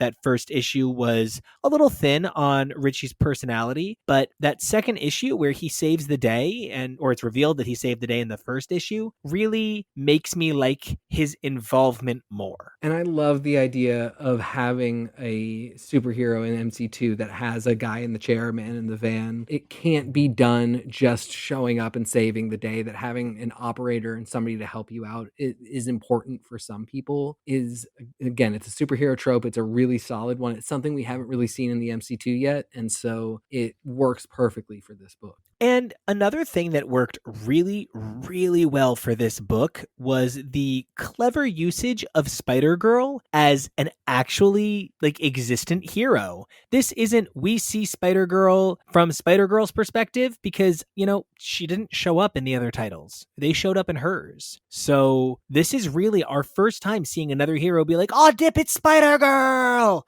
And he is kind of odd dip it's Spider-Girl about it. And I'll be honest, this JJ is not the JJ from Spider-Girl. I don't recognize this character. I kind of don't even recognize the Buzz. And it took me so long to realize that when they say that the Buzz is wanted for murder, they're in Darkdevil's line of dialogue back in Spider-Girl 26, they're probably referring to Buzz Bannon being found dead and that it was pinned on the Buzz. And it's just not clear that this is the Buzz. Like, it's so disconnected, even though it's obviously the same book. Yeah, that is the one unfortunate part, because again, it adds a dimension to the high school life, the romance between JJ and May, which we're being told in Spider-Girl over and over again is important, but we're not being shown in ways that are really compelling. JJ in Spider-Girl is not the best character at all. The Buzz has had a couple good appearances, but isn't, a wildly important team-up character in the way that, like, even comparatively Lady Hawk would be seen as. Yeah. So this book makes all of those things really plausible and could have been a really good jumping off point for a next phase in the relationship between the two of them, for adding in another hero that could have kind of gone the distance and had a really neat connection to the other big anchor point of this universe. They don't match the depictions in Spider-Girl and the Buzz, but it's unfortunate they didn't start kind of picking up on the Buzz's depiction a little more and going in that direction. I also need to just chime in that I can not for the life of me figure out why they refer to this as a kill switch. Like, I don't think it's a kill switch. I think it's a manual override. Is it that manual override isn't as catchy a title?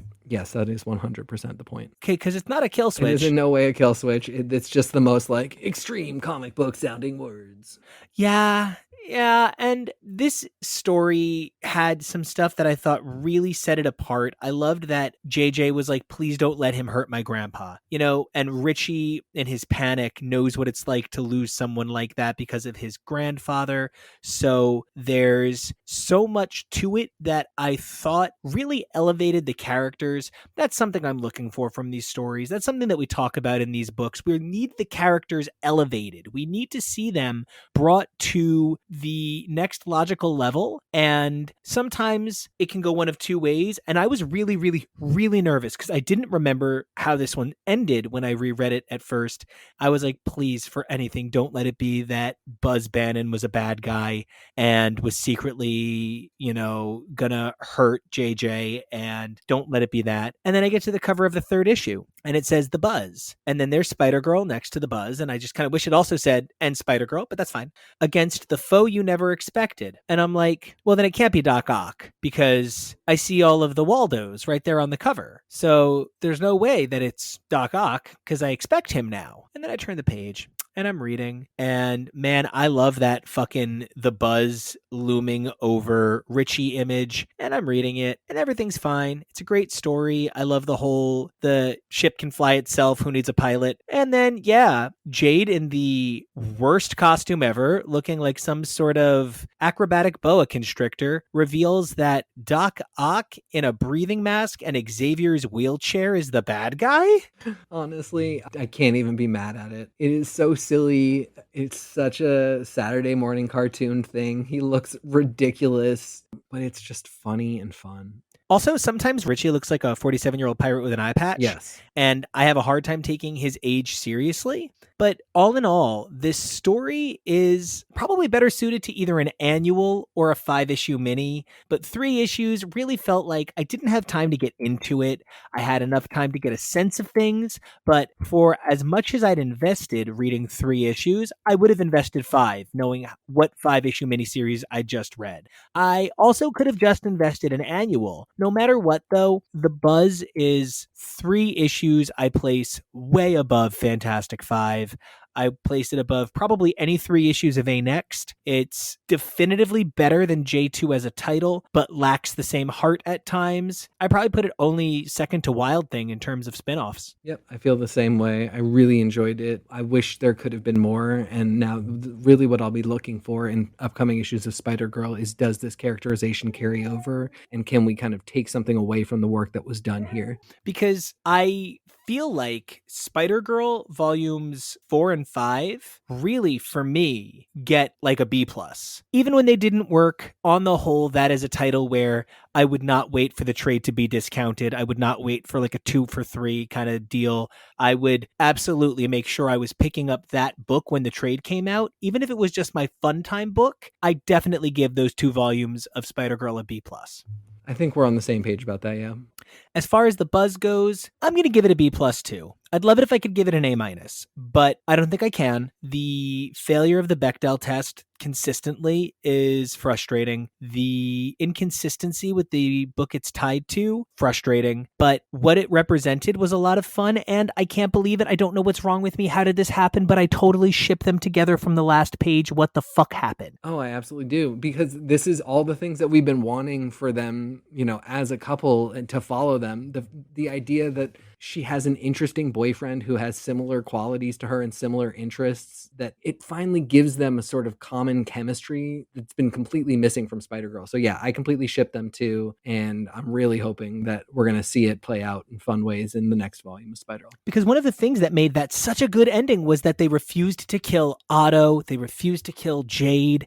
If she's going to be with somebody, I don't need her to be with a bad boy. Right. She can be with an annoying, overprivileged guy, I guess, as long as he's going to always put his privilege second to saving the day, which is clearly what we see here. But man, I found myself enamored of what the buzz came to represent by the end of the buzz. Yeah, and what it could mean for Mayday going forward, just to have somebody to be able to connect with in both parts of her life.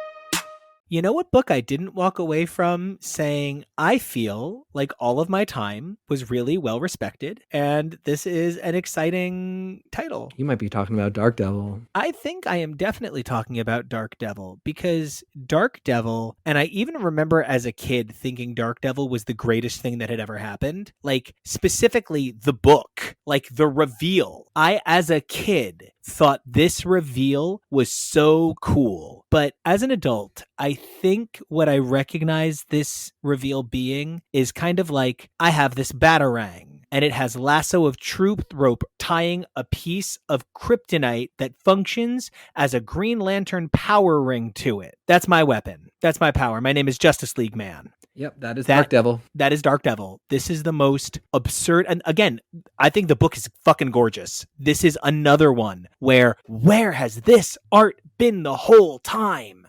And the two great things that the Darkdevil book and the Buzz did was give a really distinct style to a story. Yes. That it matched in a way that made every issue. I mean, like, Wild Thing has a very distinct style, sure, but there are little finishing details and little slight stylistic changes that for these two books, the art really says something about the story that goes beyond just, this is great art for a great story. Because, yeah, you know what? Some of it's ugly. I'm going to be honest. Some of it is ugly in a way that I find compelling. Like, art can be ugly to make a point. Like, there is no way Kingpin can, like, I'm not being ridiculous, but like, no one who isn't a superpowered being would be able to bench 45s on an Olympic bar like that. So some of it is purposefully trying to make him look too big to be real. And then it's immediately contrasting him with an over-muscled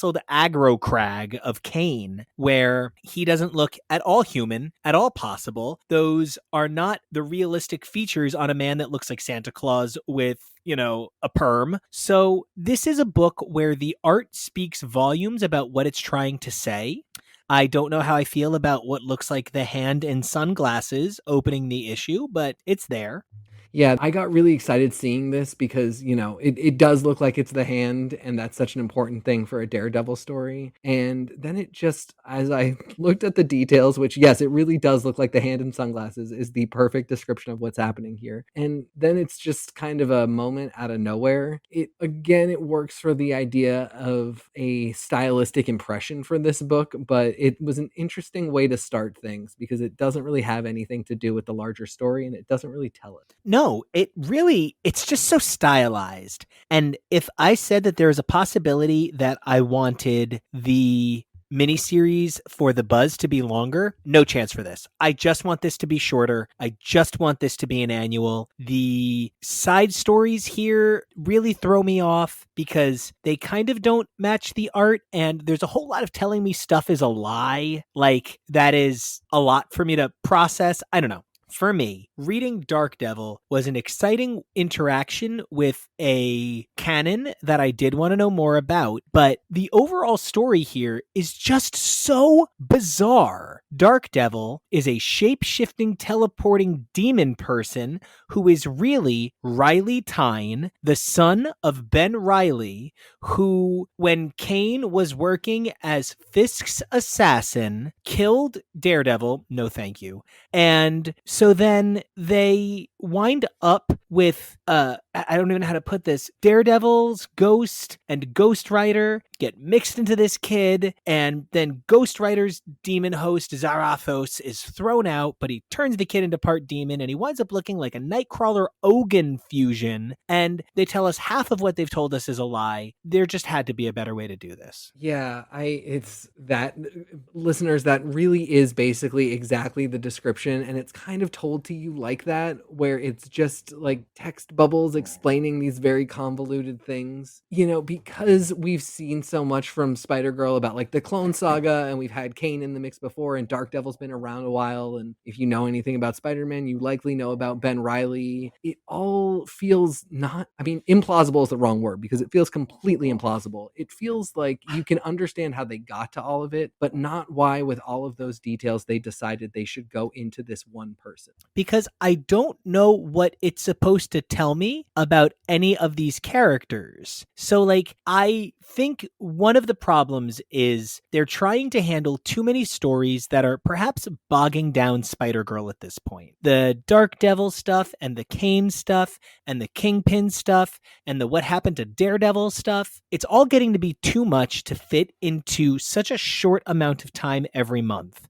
So moving a lot of it out into Darkdevil is a great way to sort of diffuse the situation. And by creating a book where the texture is such a visual element of the characters' visages, like, you know, page 13 of that first issue, Kane's face is just truly disgusting. Like, it is absolutely horrifying to look at. He has cracks running through his face. But when you contrast it with the way his hair is created to look like this all-consuming identity, there's something that really works for it. The same way that the absurd Quathak splash on page 17, where Darkdevil manages to kick the scryer in the peck above his own head in a way that can only be described as borderlining autofellatio vigilantism.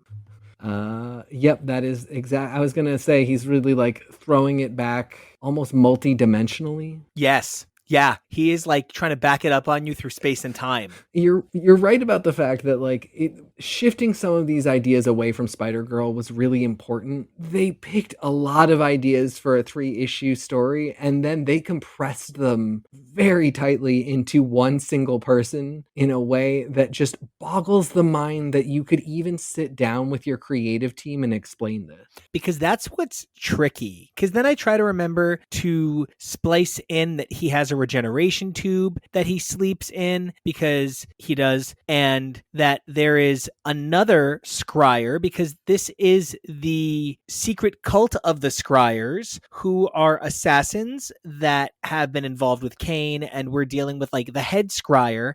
And then it turns out the other head scryer, who can transform to look like any of the scryers, is secretly Zarathos, and he wants revenge after he was cast. So, okay, I need a minute here. Something that I definitely like that comes up a lot in the discussion of Daredevil is that Daredevil is like a fucking nearly mystical character. When the Purple Man uses his purple whammy on people, Daredevil defeats it by knowing himself that well. That's literally how Daredevil defeats the Purple Man. You can't possibly fuck with Matt Murdock more than Matt Murdock fucks with Matt Murdock. Good luck. And his strength of self allows him to overcome it. And that's something that he knows through the hand training. And it's such an element of who he is that the spirit of Matt Murdock is indestructible. Like, truly, that's like his core character. And it's how he's able to purify spirits. And like, I get it, but the idea that upon death, Daredevil could instantly become a Zarathos level judgment specter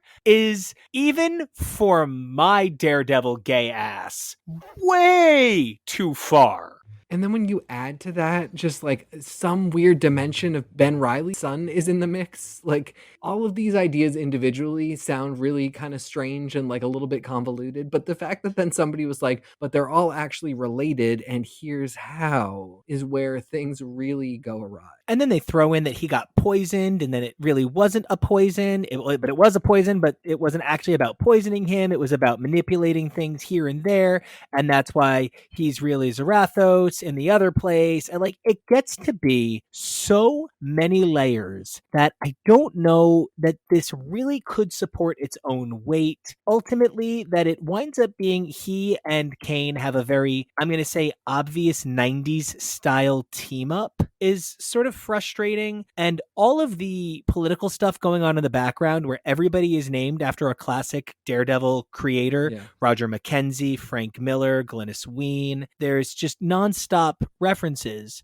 to amazing creators who spent time working on Daredevil, but this just isn't an issue. It's just not, and it's not really a 3-parter either. It could be an annual if you cut stuff that doesn't fit, or it could be a 6-issue mini if you flesh it out really hard. But the whole thing ends with like him and Kane being exactly where they started, and us not knowing more about Kane. Sure, now we have Darkdevil's origin, but then wasn't there a better way to just give me that? Because Kingpin meant nothing. What was he doing here? Kingpin meant nothing. Yeah, the idea of this as a second generation of Daredevil is kind of just, the idea is shot right from the get-go. Like, this really doesn't have anything to do with Daredevil. This is another really huge tie-in to the importance of the Clone Saga that we just got through talking about for May, but the idea that it should be significant to this corner of the MC2 universe I don't buy it. I'm not there yet. And setting all of that aside, even with 6 issues, it's still too convoluted an explanation to just let it ride like that. Like, it's when you bring in Zarathos that things just go completely off the rails. Like, the idea that like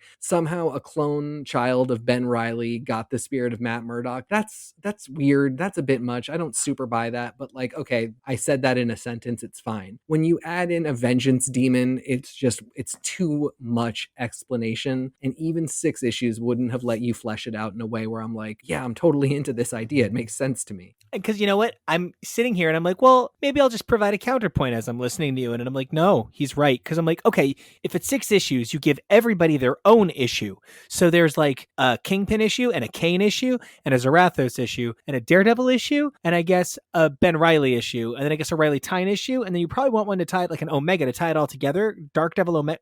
Oh my God, I hate it already. And it is tough because I want to be like, yeah, he is the guardian devil. Fight that. And he is so religious. Fight it. But I'm that guy and I want to fight it. I'm like, this is a little too much for me. I don't know that he could just take on Zarathos like that. And this one's tough because like part of me wants to give it an A for really doing something unlike anything else. Yeah, it does deserve the A for that particular effort. And then part of me genuinely wants to give it like a D for an absolute lack of self-awareness in how much time you have, in what you're creating, in where you're going with this narrative. Like, part of it gets a D. Yep. How many elements can like combine to create a character background? And yet I find myself giving it a B because there's sometimes you just have to look at something and go, they fucking tried. Like, I don't know what else to say. There is, because we've talked about this and we talked about how I've said that Darkdevil is considered like the secret gem of the MC2 universe, and it is. And part of what makes that so tricky for me is I don't think it's a great 3 issues, but it's 3 issues that definitely makes me think. The Buzz is 3 issues that I really enjoyed. The Buzz doesn't get me thinking. Yeah, I mean, I can buy that. And, you know, as much as it doesn't work to put those many different character backgrounds into a single character and then like just explain it on page as though that's normal, I appreciate just the utter balls to reach that far and be like, literally all these people had a plot orgy and this is the baby that came out. Because at the end of the day, nothing else in this universe is really taking chances like that. Everything else is a pretty literal interpretation of the text in a very note for note kind of way. They literally gave us a new colored Goblin. Yeah, and it's just like, Spider-Girl's daughter, J. Jonah Jameson's grandson stole the suit. You're right about that. Like, nothing else has this absolute, even like all of the Avengers with all their different origins, they were all pretty like, that's just Agatha Harkness's granddaughter or whatever. This is a Yeah. really like bonkers. I mean, this is like onslaught levels of convoluted. Truly. And I feel as though it, strangely enough, thinking about how Darkdevil and the buzz were so much shorter, if this episode is better than the last episode, it's because Fantastic Five really brought me down and there was no clunker this episode. And the second episode, the clunker was unfortunately J2. And the first episode, the clunker was definitely A Next. I don't think we had a clunker this episode. Yeah, no. I mean, I even when a book is maybe not the best executed or doesn't have the best ideas, if it's really fun and the out there-ness like gets you from issue to issue, there is a lot of value in it. And the buzz is just really fun all around. Nothing too complex, but something really enjoyable. Darkdevil is very complex. It's really weird. I'm still like, every time I think about the idea to put these characters together, it just boggles my mind. But it was really fun, and my jaw dropped as this explanation kept going because it was so out there. And there's something to be said for that. It is absolutely fun. And I will say this, there's no point at which it ever gets like really offensive, really misogynistic. It could have used more women, but at no point is it really problematic in any way other than just being convoluted. I can go for absolutely all of that. And I'm really excited because we're about to enter a pretty different age of Spider-Girl. We are only going to have Spider-Girl for several episodes in a row. Our next episode is going to see us discuss Spider-Girl volumes 6 through 8, which were released in digest form in June and November of 2006, as well as April of 2007. And it sees us covering Spider-Girl 28 through 44, which represents, January of 2001 through April of 2002. That's so much. Gonna be a beautiful year and a half. Well, I can't wait to sink my spider teeth in, as I said on another show recently, shoot my spider seed all over this material. And until then, TK, where can everybody find you online? You guys can find me talking about comic books on X's for Podcast and on Twitter and Instagram at xnateXgrayX. You guys can find me over on X's for Podcast as well as over on The Billy Club, my show with Tori Sheehan, where the two of us take a look at Daredevil starting in 1964, issue by issue, story by story. Don't forget to check me out over on Twitter and Instagram at Nico Action. That's NicoAction. And check out my story in the Young Men in Love compilation coming out in June. And until then, everybody, keep those universes MC2. Bye.